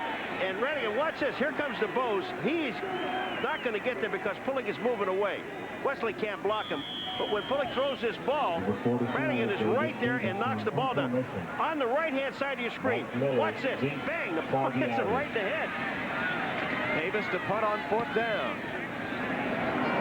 8 of the wind. Miller calls a fair catch at the 8-yard line. Might have been better advised to let it bounce. It's a 50-yard punt led by Devon McDonald. Notre Dame leads. Gotta keep the 10, man. Notre Dame with a 14-point lead. The Irish defense, led by Devon McDonald in double figures in the tackle department, pitching a shutout on the Aggies. We already mentioned McDonald has a twin brother, Ricardo, in the NFL. He had a younger brother that in the summer of 1991 was killed in gang-related violence. McDonald keeps a picture of his younger brother on the wall of his dorm room at Notre Dame, dedicates every game to him, and is having a tremendous Cotton Bowl here to open 1993. Reggie Brooks with that spin move is to the 17-yard line, pinned there by Bates in England. I mean, what great power he has. You know, this is really the first time I've seen Brooks in person, and I'm really impressed with this young man. I mean, he's got great strength and power. Watch his legs, continuous movement of his legs. He really never stops. He's moving all the time. He gets hit, he turns. He moves back to the inside. That was Jesse Cox, who's also getting blocked. Cox really didn't have much of a chance. 16 carries, 79 yards for Brooks, who got 9 on that last one. Bettis lowers his head like a battering ram and drives Aggies backwards for another Irish first down. So Jerome Bettis said to us, he said, I'm playing for Notre Dame and to win, but there's one other thing. He says, I am playing a little bit for myself. I want these people to take a look at it. I think he's coming out. That's a decision he says he'll make in the next few days. The deadline has been moved up, of course. I think it's, what, January 6th now or something like that, the deadline for underclassmen to declare for the NFL draft. First down Irish, 4:52 left in the third quarter, 14-0 Notre Dame. Here's Brooks. Brooks almost burst free, tackled at the 35 by Patrick Bates. Brooks only the 4th Notre Dame rushing back in the storied Irish football history to gain over 1,000 yards. Look at the offensive line. Knapp, Taylor, Ruddy, Norman, and Hall. I mean, they're just, watch them. Here's right at the line of scrimmage. This is what you're seeing from down the line.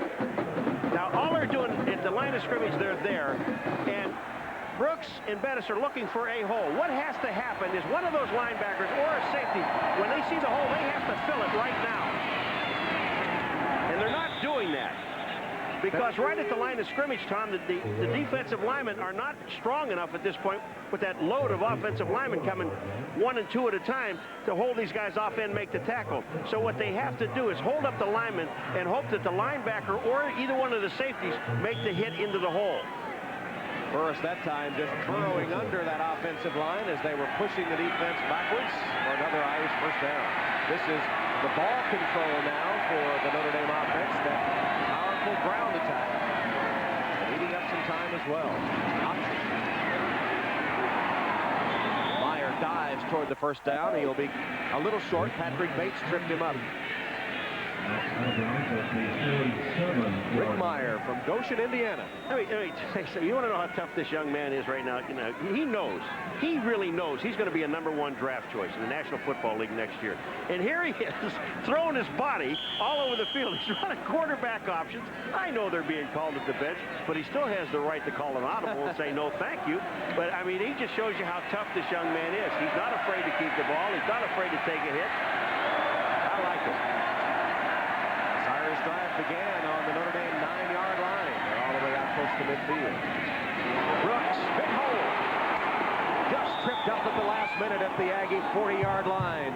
Derek Frazier got a hand out to trip Brooks, or he was gone. Oh, what a great block by Todd Norman, number 66. So watch it, the hole. Norman pulls, and there's the blocking. They just seal off on the backside. See, they're right at the screen.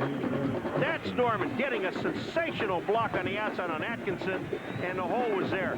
He also got a nice block up front from Hall, too, because they pulled from that side. They pulled the guard and the tackle. Brooks has now gained 99 yards, gets a breather. Lee Beckton comes in. Lee Sellers is the fullback. The flag goes down. Todd Norman, you make an excellent block. We tell how good you are. Then you go offside. Prosperity, huh? Yeah, that's right. Then you go offside. False start. Offense, 5-yard penalty. Repeat first down. See, that negates the good play in the coach's eyes, believe me. Well, but Notre Dame has kept to the ground. 6 rushes, 51 yards this drive so far. Now it, though, is 1st and 15. So we'll see if Mirer goes to the air. Brooks is back in.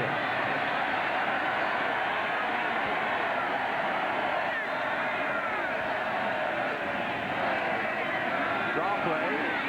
That's Becton. Lee Becton twisting forward. Got 8 yards on the draw before he's tackled by Cox and Solari. Boy, you know, when you look at this offense now, the one thing that the Texas A&M, when they were able to run the ball at all, it's between the tackles. If you take a look at Notre Dame, that's exactly what they're doing. They're running inside the tackles. R.C. Slocum was the defensive coordinator of the Aggies when they won their only other meeting against the Irish in the '88 Cotton Bowl. In the game and split wide to the right. Aggies came to the blitz. Instead it was a handoff to Becton, who nearly broke it. Becton tripped up at the 30 by Jesse Cox, but he might have had even more than a first down run. Looks like he has enough for the first. When you run a blitz, everybody is supposed to take a gap in a blitz. Now here you see the 2 inside linebackers. Watch what they do. They're coming right up inside, and the offensive linemen take them on very well. Then there's some excellent blocking at the point of attack. Zellers, number 34, is the fullback, and he gets a terrific block, and it allows Becton to pick up the first down. First down for Holtz, Mirer, and Notre Dame. Rick Mirer, Goshen, Indiana. His dad was a high school coach who retired from coaching before Rick got to the high school. And while his dad was gone, Rick learned to throw the football by pitching with his mom.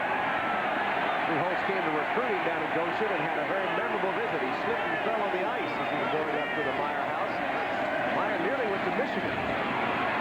Bettis, who is from Detroit, Michigan, rips off about 5 or 6 yards before he's taken down by Cox and Buckley. And the fight breaks out.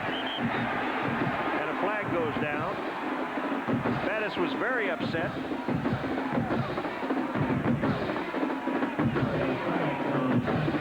It all happens at the end of the play. Now, what we're going to see right now, whatever happened to Bettis. Here we go. Personal foul on the defense, 15 yards, first down. Right there, I don't know what's excited Bettis that much, but the foul happens afterwards. All right, here comes Bettis right at you.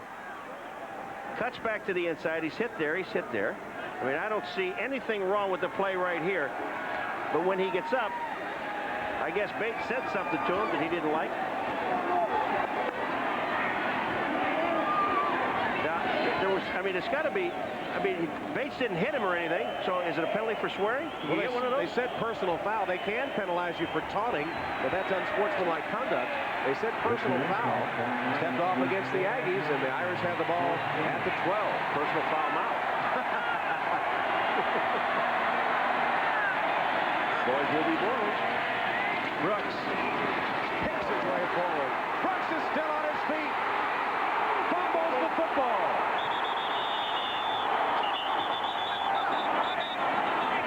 You know, and if he does fumble the ball and they lose it, you cannot condemn a guy like Brooks for doing what he does. He's just trying to make things happen. The one thing that happens when you do this, they talk to us about Rodney Thomas doing the same thing. That when they're trying to get extra yards and do a little bit more, you're tired, you forget to hold on to the most important thing, and that's the football. And that time that ball was stripped away from Brooks. Texas A&M gets the ball back. They've got about 97 yards to go to score. Here it comes. When you see Brooks, I mean, it's a tremendous run. Look at how many times he's hit. Now, right here, he's stopped. You think? Wrong. He moves back to the outside. He spins back again, and as he's trying to make that move, the ball is pulled out by Hendricks, number 40, as a safety, and they get the football back. Hendricks strips the ball from Brooks. A second fumble by Brooks. Here's a real close-up look at it. And look at Hendricks just pulled it away. Yeah, because Brooks couldn't get his right arm back to get a hold on the ball. It's testing you, son. See if you're as big back as you really are. Earl Mosley talking to Reggie Brooks on the sideline after Brooks fumbled for the second time in the game. He said, it's testing you. Life is not fair. And he said, don't let them know it bothers you. Aggies recover the fumble. but they're still backed up to their own 4-yard line. Notre Dame had gone from the 9 all the way down to the 4 before the fumble. Brian Hamilton stopping Rodney Thomas on the Aggie run. It was an excellent play by Hamilton. You know, when Texas A&M looks at the film of this game, I mean, I promise you, they're going to look in the first half and some plays in the second half. When they run Reggie Thomas between the guards and tackles, when they run him in the hole straight, you're going to see if one guy makes a block, this guy's got 25 yards. Rodney Thomas is there. I mean, this guy is an excellent runner. They can get him into the secondary. He'll get 30 yards for you. Pullig has to scramble. Everyone was covered, and he fumbles the ball. DuBose has it for Notre Dame.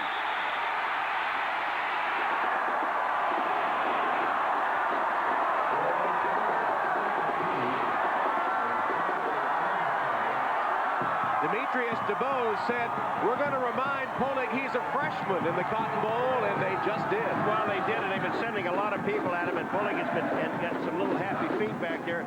And DuBose, 31, you're going to see him. He's just in coverage, but he sees the ball come out. Watch this, and the ball bounces right to him. Perfect. Bing, right into his hand. Makes a play. Outstanding by the defensive line. Look at this. You're looking again at Hamilton, number 90, getting in, hitting Pullig. Ball bounces right into Bose's hand. Notre Dame has the ball at the 12-yard line.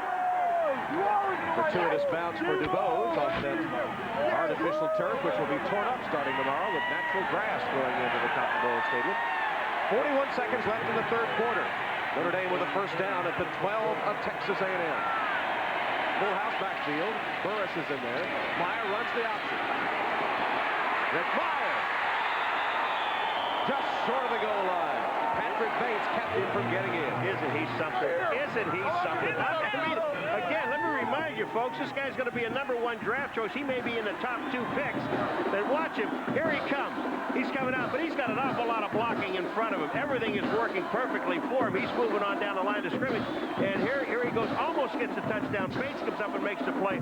But again, he's putting it on the line. And you got to like it. The Irish have rushed for 125 yards in this quarter. First and goal inside the 1. Bettis for the touchdown.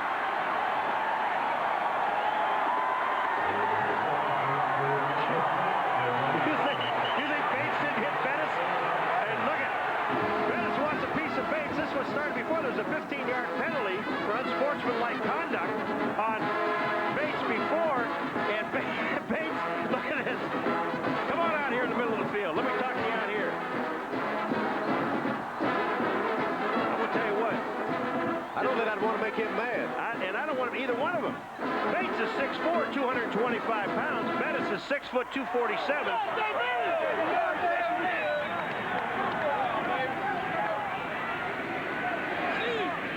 Hendrick will try to add the extra point. He's perfect in 3 attempts now. All right, so Notre Dame taking control of the game. Now, you want to know what makes Bettis upset? It's Bates. 29 on number 6, and I'm going to tell you what, there is a collision at the goal line. Here they come. Here's Bettis in. Watch this. Hello. Head-to-head. That is a great lick. Look at Bates, and he's going after the ball. He pushed Bettis aside. Bettis said, hey, wait, I got a touchdown. Now I want to talk to you, son. Come here a minute. Head-to-head. That was a great lick by Bates. That's worth another look. Well, watch the head-to-head contact. That's the good part. Here it comes. Bang, bang. The ball goes down. Remember, those two started this little feud earlier in the quarter. Bettis has the last word here. But the problem is Bettis is looking up to Bates. He's got like 4 inches on him. That is a great lick. Good run, good hit. It's nice how they have to spit the mouthpiece out before they can start talking. It'd be tough to yell at a guy with that thing stuck in your mouth, wouldn't it? Well, there'll be a lot of talk flying, too, this weekend when the pro playoffs begin. To their left. That's what you have to understand. Now the coach is saying, life's been good to you. That's what they're going to do. Yes, sir. I still got 6. I told you he had the last word. return by Mitchell, and it's a good one.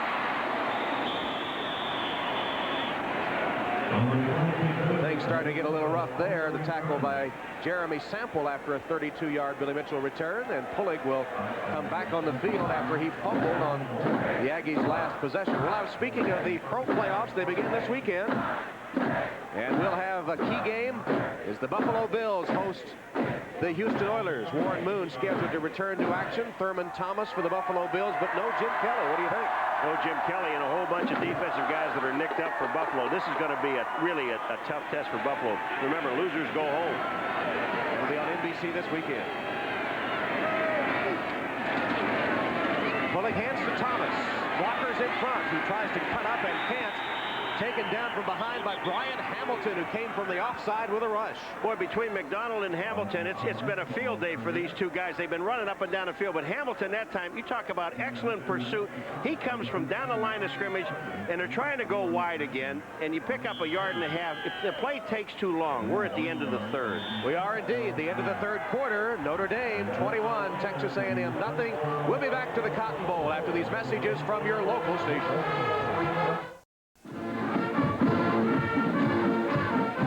Texas A&M Aggies, their dreams of going 13-0 for the season in jeopardy. They have a history of coming from behind, but they trail Notre Dame 21-0 as we start the fourth quarter. Can the Aggies pull it out? They've got a long ways to go, and they need some offense in a hurry. 6 times they've come from behind to win, but they're down 21 to an Irish defense that is playing tremendous football. Pullig's pass on target, complete to Harrison. Tony Harrison with room down the sideline. Harrison taken out of bounds at the 25-yard line by Tom Carter.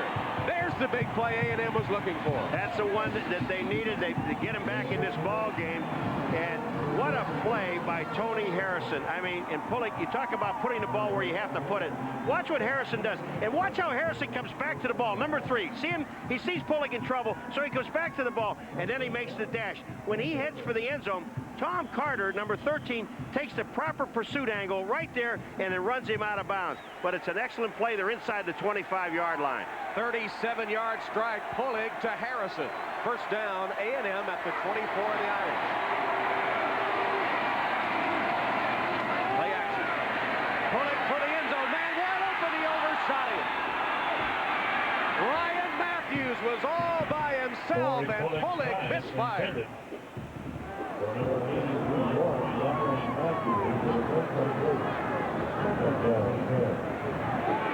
When you take a look at this play, number 20, Rodney Thomas, do you know that he blocks 2 guys on this play? Now look at the end zone. It's wide open, and Pullig just throws the ball away. But Rodney Thomas, I mean, he got thrown into it, but he ends up making 2 blocks on the play that gave Pullig the time to throw the football. Split backs. They usually throw from this formation. We expect them to here, 2nd and 10. Pressure on Pullig. Ducks under and throws it incomplete at the feet of Greg Short. Nick Smith was bearing down on Corey Pullig, and he had to unload it. Well, Smith goes for the head, and if he goes for the body of Pullig, he makes the tackle. Coming right up the middle. Look at, nobody blocks Smith here. Watch where his arm is. Watch at the head. If he goes for his body, he makes the tackle and gets the sack. But he went for the head, looking to try to hit the ball away. Pullig gets the ball off. Crucial 3rd and 10 coming up for the Aggie offense. This stage of the game in this part of the field, I'm sure it's 4-down territory. They need a big play here on 3rd. You bet it is. Pullig with time, shoots it in and through the end zone, intended for Brian Mitchell, but looked like miscommunication. Mitchell broke inside, pass went outside. Well, Pullig's he comes out here and he's looking at Mitchell, and he wanted to throw the ball to the corner. Mitchell was going more towards the post. And the boos ring out as Venetoulias will come on apparently to attempt a field goal. I think one of the things that they want to do here, too, is not to get shut out in this ball game. They've come this far, and they come away with nothing is really going to be discouraging. So if they can put 3 points on the board, and you've got to be optimistic and believe that anything can happen. Don't know if it will or not, but anything can happen. I don't know. This one's 41 yards. Venetoulias missed earlier from 44. second guessing of this decision. On fourth down, they go for the field goal. And Atulius has it up and through. So A&M finally breaks the shutout. 14:27 left in the Mobile Cotton Bowl Classic. Notre Dame's lead now is 21-3 over Texas A&M.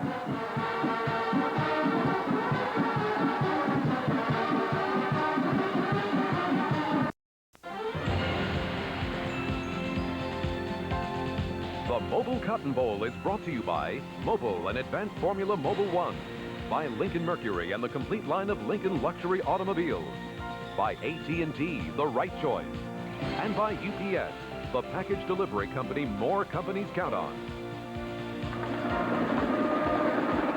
There's the 12th man, famous Texas A&M tradition, the walk-on that is on the kickoff team.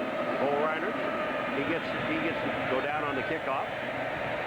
There are 8 other 12s on the sideline. Bounces at the 10, taken on the hop by Miller. Cole Reiners got a piece of the tackle, the 12th man. It's the famous Texas A&M tradition. It began in 1922 at the Dixie Classic, the predecessor to the Cotton Bowl. A&M versus Center College from Danville, Kentucky.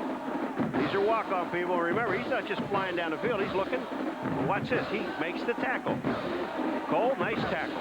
In that Dixie Classic, E. King Gill, who was a basketball player at A&M, was in the press box. He had played a little football before, and as the injuries mounted up, Coach Bible looked up to the press box and signaled Gill to come down. He changed into his football uniform under the stands, came to the sidelines, stood there the whole game, though he didn't play.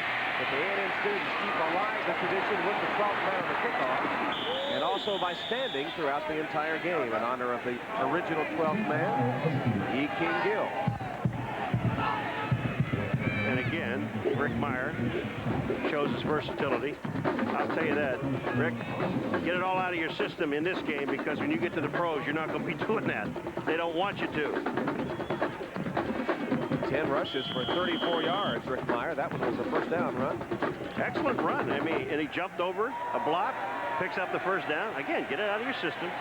They don't want you to do that. A&M defense, the wrecking crew. They need a big stop. They need to get the ball back. Time running out. Brooks, Hansen, spun down after a gain of 2 or 3. Let's go to Hannah Storm. Well, Tim Brown came into this Cotton Bowl as a Heisman Trophy winner back in 1988 and was completely shut down by the Aggie offense in the second half. R.C. Slocum reminded his team about that, Tim, before the game. Do you have bittersweet memories coming back? Yeah, it really was. You know, it was great for me to come back here and end my college career at home, but at the same time, you wanted to go out as a winner.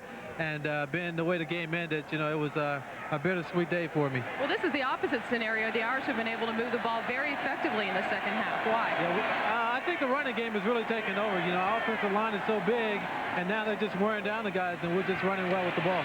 Thanks a lot, Tim. All right.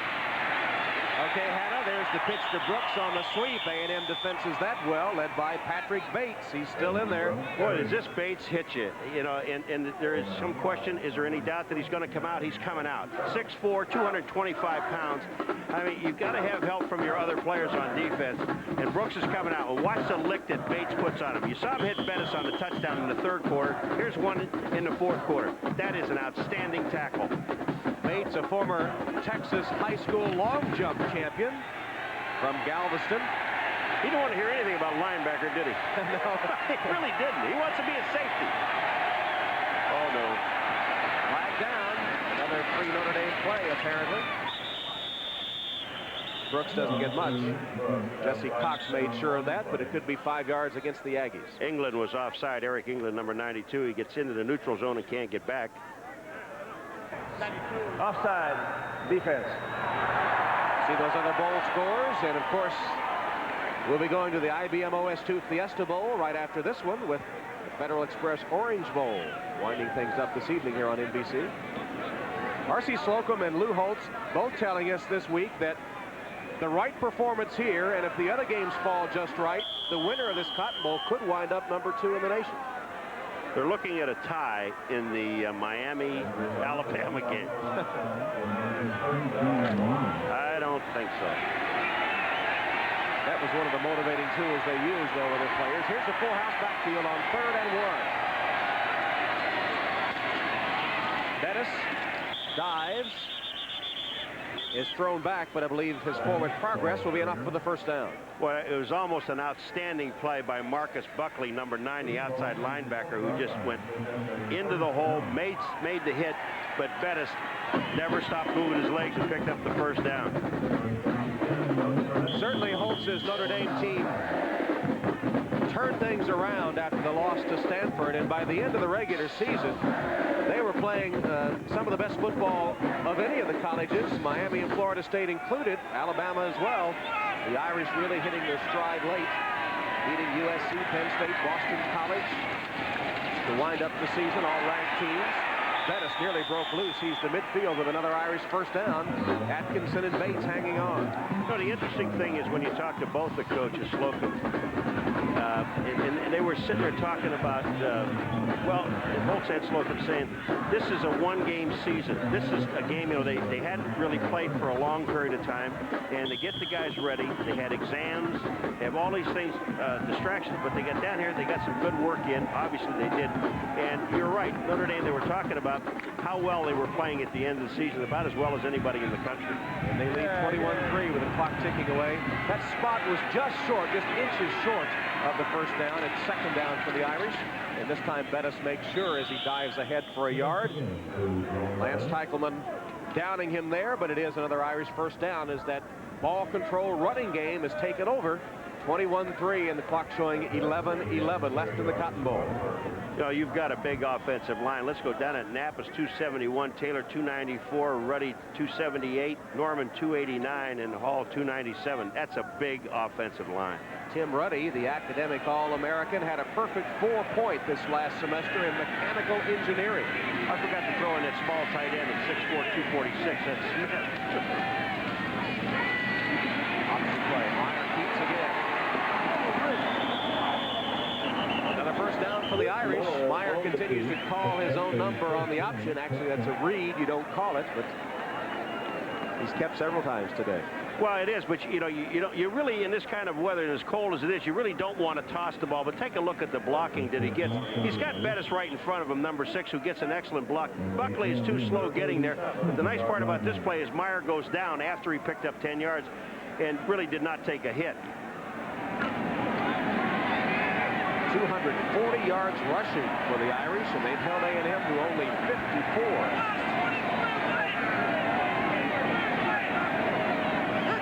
Did you say before the start of the game that the team that passes most effectively would win? Well, if you take a look at Notre Dame's first 2 touchdowns were passes, and that's what put them on the board. The one at the end of the half was a long pass, and then the one to Bettis was also a pass.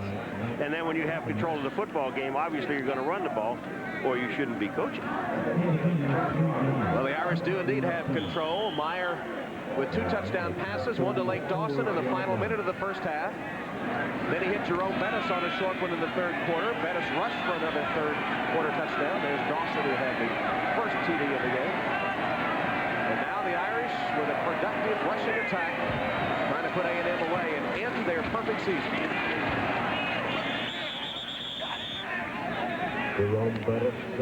Teichelman is getting up a little bit slow. He fell on this, and this surface is hard.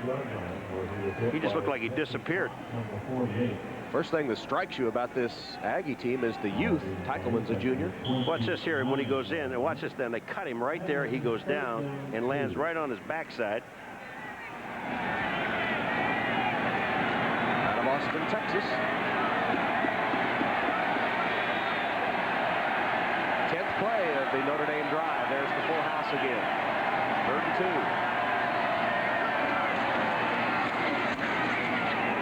This time it's Burris that gets the carry. Burris tackled by Sam Adams.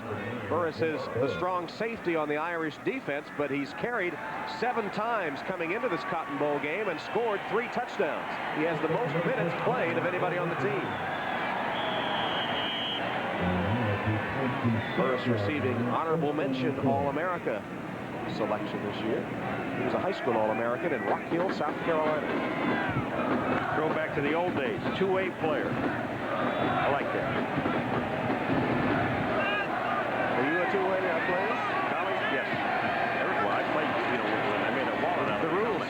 The rules were such, weren't they? When you played at the Citadel, then you had they had limited substitution. Yeah, I was recruited down there by Al Davis, the owner of the Raiders, and he told me in order for me to go there and get that great scholarship at the Citadel that I'd have to play both ways. And they had a great season this year at the Citadel. Surprised Arkansas to open the season. They got their coach fired, didn't they? Yep. That's good. Well, I don't know. Not for the coach, but created a great controversy, as a matter of fact, when it happened. Well, it really did. Less than 8 minutes now in the game. 2nd and 7 Irish at the Aggie 23-yard line. Option. Mirer again. Got only a couple of yards that time. Spun down by Steve Solari. Rick Mirer met Bo Schembechler in the University of Michigan locker room when he was 10 years old, and he went to the Michigan quarterback camp several occasions, and everyone thought that he was going to wind up at the University of Michigan, but he made a recruiting visit to Ann Arbor. They sort of forgot about him. He was a little disillusioned. Notre Dame got in the picture, and Rick Mirer has become the Irish all-time record holder in total offense and in touchdown passes. He said, all I want to do is win the season, just get away from everything. Get on my own a little bit. Already picked up his degree. There's Teichelman across the line again too soon. It'll be a 5-yard step off against A&M. This drive has already consumed 7 minutes. Defense, 5-yard penalty. As the Irish prepare to put Texas A&M away. Teichelman, see that hand? That's been doing it all game. I don't think it's a distraction to an offensive guy, but it's something that he does all the time and then jumps offside. Very good player, Teichelman.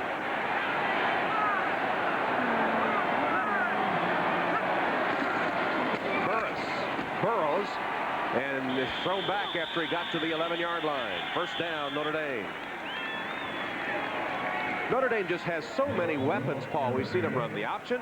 We've seen them pass to the wide receivers. We've seen them hit the tight end, who is very talented. They go with a full house backfield, even bring defensive players in. Brooks and Bettis are as good at their positions as anyone in America. Does any team have more offensive weapons? Does Florida State and Miami, I guess you have to consider, but there's so many ways that Notre Dame can attack it. They can, and it starts with the offensive line. I mean, it is a huge offensive line, and they work very well together. The one thing when we talk to the Slocum and the Texas A&M coaching staff is that you stop the run. Now, they did that in the first half of the ball game. They stopped the run. I'll get to it in a second. Bettis inside the 10.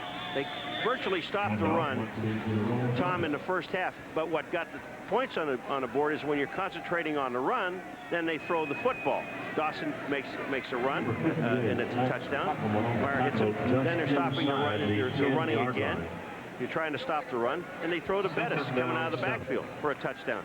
So you're right. They have so many ways that they can beat you. They had only 75 yards rushing in the first half. They had 263 now total, so almost 200 in the second half alone. And speaking of the diversity of weapons, Texas A&M not as diversified on offense, and especially tough for them to come from behind. Myers to the 5. That was a busted play. That play there was not designed to go that way, where Meyer's all by himself. Somebody went the wrong way. Now, was it Burris that goes the wrong way? Take a look at it. I mean, here's Mirer goes up. Bettis said, "Hey, wait, I don't want it." Might have been Mirer that went the wrong way. Everyone else went to the left. Everybody went left, and Mirer went right. Well, actually, Mirer was trying to turn. Yeah, we'll give that one to Mirer. Then the quarterback's supposed to know where he's going. 16th play of this drive, which has already consumed 9 minutes. Ball control football at its finest. That's his 3rd touchdown of the game.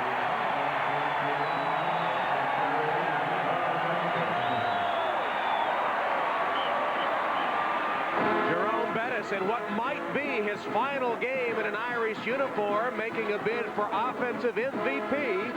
2 rushing and 1 receiving touchdown in this game. Tom, I don't think he was touched going through this hole. Watch the hole on the right-hand side. The blocking is absolutely phenomenal. Here he comes into the end zone. He just dives into the end zone. He was not touched. Jerome Bettis has rushed 20 times for 75 yards. He has 1 reception for a touchdown. Hendrick boots through the extra point. And Notre Dame, some said they didn't belong in this bowl, facing undefeated Texas A&M.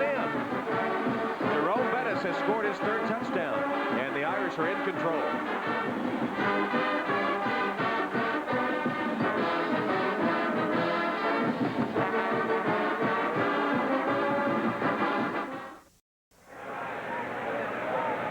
Senior quarterback Rick Mirer gets a pat and a hug and a smile from his head coach Lou Holtz. Mirer wearing that famous number 3 that Joe Montana wore during his college days at Notre Dame. And Montana engineered one of the greatest comebacks in bowl history. In 1979, Notre Dame against Houston, it was -6 degrees in the Cotton Bowl when Montana pulled the Irish from behind to beat Houston. Here's the kick. To the 30-yard line. Smith with the return. And let's take a look at that 79 Cotton Bowl. In fact, in the 3rd quarter, Montana was in the locker room being treated for hypothermia. They trailed in the game 34-12. But Montana brought the Irish back with 2 seconds on the clock. He capped off a 23-point 4th quarter with a TD pass to Chris Haynes in the corner of the end zone. And Notre Dame came from behind to beat Houston 35-34. A legendary Irish comeback in the Cotton Bowl. No, Montana's still doing the same thing. Yeah, nothing's changed much. Go ahead. And of course, that's comeback engineered by another number 3, Rick Mirer, against Penn State. In the last home game of his senior campaign, reminded many of Montana. Did you notice Lou Also, after he patted him on the head, then gave him a hug, there's Rick there, he still didn't stop coaching him, did he? And now, let me just tell you, if he'd have done this, I mean, he's going to coach him until the last second. Lou, you've done a great job with this team. No doubt that the Irish belong among the elite in college football this season. They proved it with this convincing win over Texas A&M. First loss of the season for R.C. Slocum. And, you know, this guy's done a tremendous job, 12-0 with a team as young as they are, with a freshman quarterback, for goodness sake. And if you look up and down their lineup, nothing but you would expect them to be back in this Cotton Bowl as Southwest Conference champion next year based on their performance in this 92 season. And Greg Hill, his leading rusher on the season, was out with suspension. That takes 1,300 yards out of your lineup right there. Well, you've got 2 seniors on offense, 2 on defense, and a junior, Patrick Bates, who we think is going to come out. So you're looking at possibly losing just 4 guys off of the starting units of this football team. And I have to tell you something, they are going to be strong next year. And Pullig, with all that experience that he got this year, they are going to be an outstanding football team.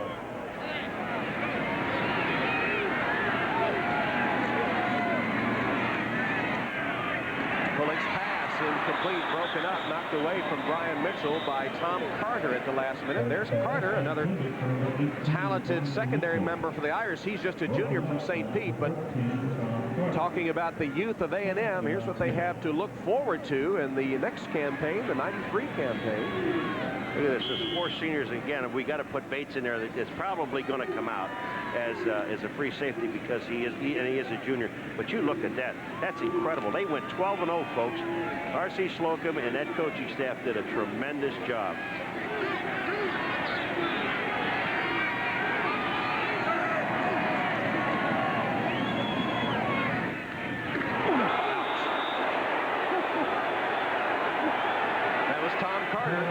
Who let Brian Mitchell know the game was still on.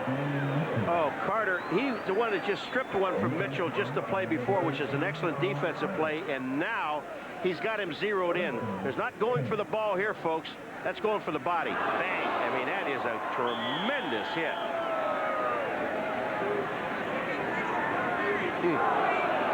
Kind of hurt you a little bit, didn't it? Yeah.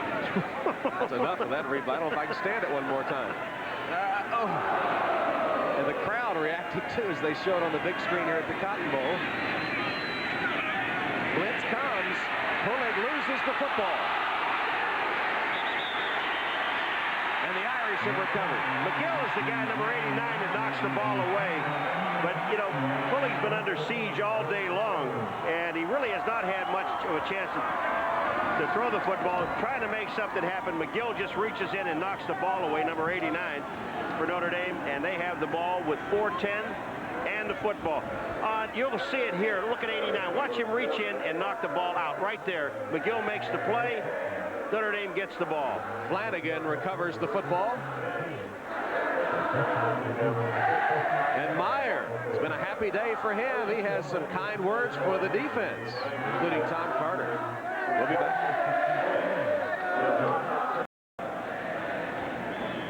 With producer David Michaels, director Andy Rosenberg, and Mr. Stats, Elliot Cowell, Tom Hammond, and Paul McGuire. Rick Meyer's day is done. He's replaced by Kevin McDougal as Irish quarterback. Here's McDougal, a junior from Pompano Beach, Florida. Effective at tailback on the pitch. Got 7 or 8 yards. A lot of subs getting playing action now. Mark Zadovesky's in at right guard, and Ryan Leahy at right tackle. The grandson of former Irish coach Frank Leahy. Wallace and Kriplevich are in at tight ends. In a long afternoon, a cold afternoon in the second half for the Aggies, whose dreams of going 13-0. Rarefied air for college football teams. Only a handful have gone 12-0. They were bidding for 13-0 and perhaps a second-place national finish. Notre Dame, with a strong second half, has put an end to those dreams. You talk about Wallace and Kriplevich, both freshmen. It's just amazing. Leon Wallace, tight end, 6'5", 245. He's 18 years old. Kriplevich, he is 6'5", 235. He's 18 years old. These are freshmen. Tight end. They're as big as a lineman.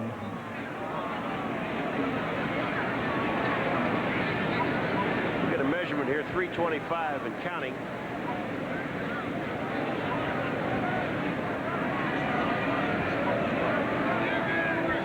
A first down. This victory by the Irish will tie Notre Dame and Texas A&M for most Cotton Bowl victories. 4th for the Irish. This is their 6th Cotton Bowl appearance. Texas A&M has been to the Cotton Bowl 7 times, counting today.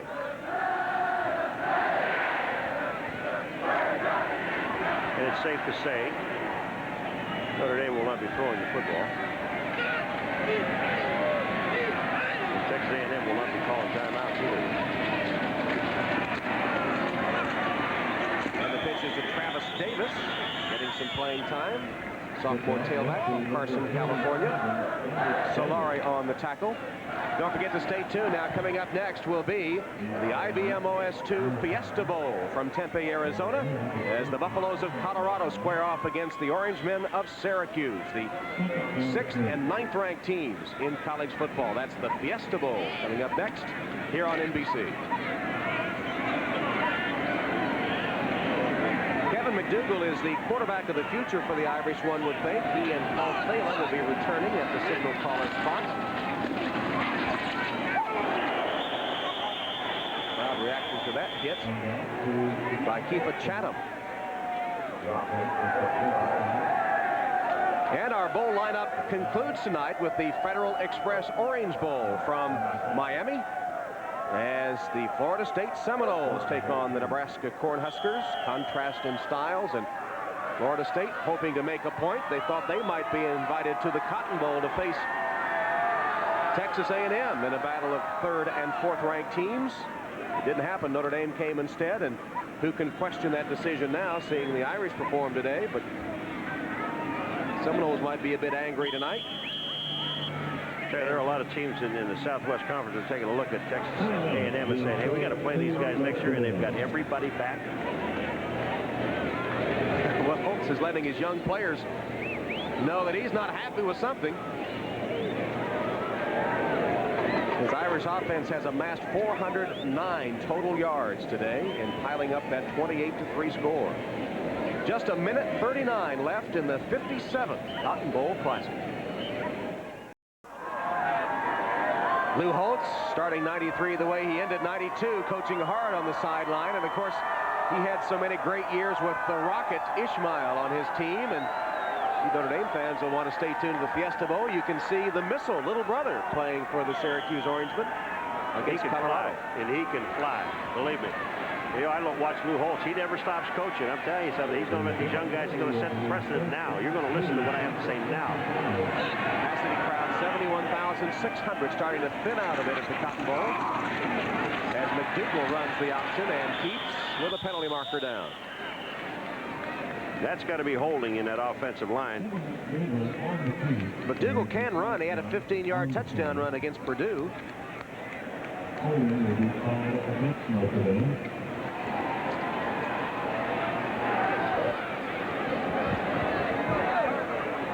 Lou Holtz is still coaching. He's got a hold of Paul Thala, his other quarterback, and he's going to send him into the game. And the one thing that he's doing, you know, he's got his young players in there, and he wants them to understand that this game is not over with yet. And to play his type of football, he demands 60 minutes. Not 59 and a half, 60 minutes. Thala's hit 2 of those 7 attempts. He's a sophomore from Sewickley, Pennsylvania. He's played in 7 games for the Irish this year. Or I shouldn't say this year, this season. After the penalty, it's 3rd and 12 with just a minute, 20 seconds left.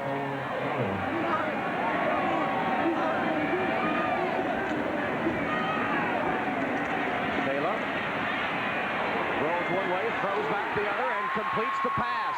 Miller fumbles the ball, and A&M recovers.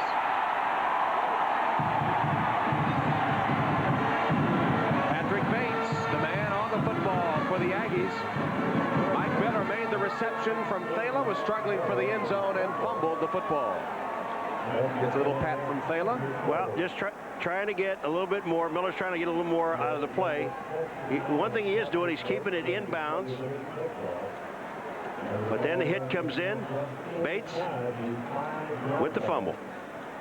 Well, last year they said Holtz's Irish didn't belong in the Sugar Bowl. All they did was beat favored Florida. They were favored in this Cotton Bowl game and lived up to it with a sound drubbing of the Aggies today. For Rick Mirer's final game, if you want to know his numbers, 8 of 16, 119 yards, 2 touchdowns, and he ran for 50 yards.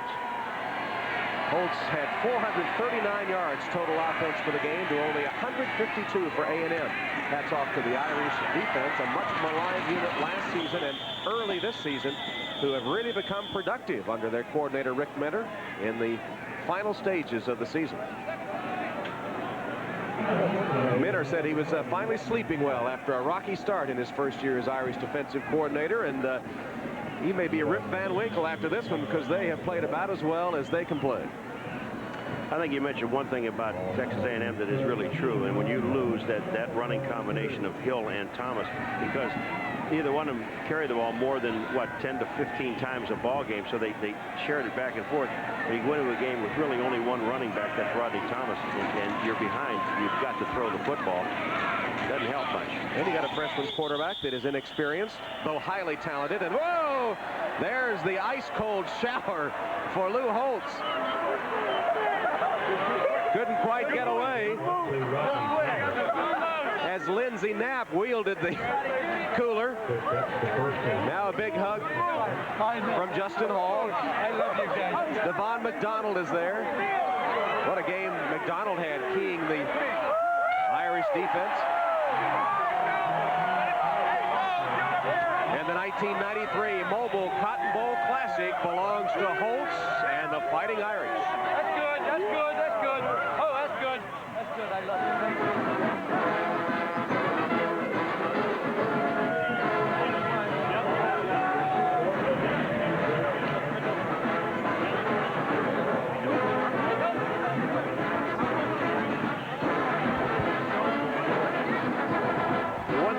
This game, Tommy, Mr. Pullig learned a great lesson, and I'll tell you something, you build off of this. He had a tough day. He really had a tough time. Let's go to Hannah. Coach Holtz, congratulations. You moved pretty quick avoiding that icy shower. Well, I tell you what, the players warned me. They didn't want me to get me wet, but they wanted to do it. So they said, Coach Holtz, here it comes. I turned around, I saw it and jumped out, but I'm very happy for the players. Can you talk about the efforts of Jerome Bettis, the second straight New Year's Day? They got to score 3 touchdowns. He really rises to the occasion. Yeah, our whole team played awful well defense. Had we not turned the ball over inside the 5 twice, I'd have been impressed. I think the one thing that maybe the most emotional moment that we will remember from this game is you giving that hug to Rick Mirer. Were you telling him goodbye? Well, I didn't know anybody saw it. He came off. He's been so wonderful. He's run our offense. You know, he does what we ask him to do. He doesn't question it. He competes. He's been an outstanding quarterback in our system, and he's now going to go on and be a great one on Sunday. He's got talent, but we don't coach individuals. We try to coach a team. Well, as a team, they were terrific. And is there particular satisfaction in this win, given that some people felt that Notre Dame shouldn't be here? Well, no, I felt at the end of the year, though, Hannah, in all honesty, the last 6 weeks, I felt we played better than anybody in the country, and I think today we could have beaten anybody in the country. I feel that way. Other people may not, but I feel that way about our team. The last 6 or 7 weeks after Stanford, this football team's the best I've been around, including '88.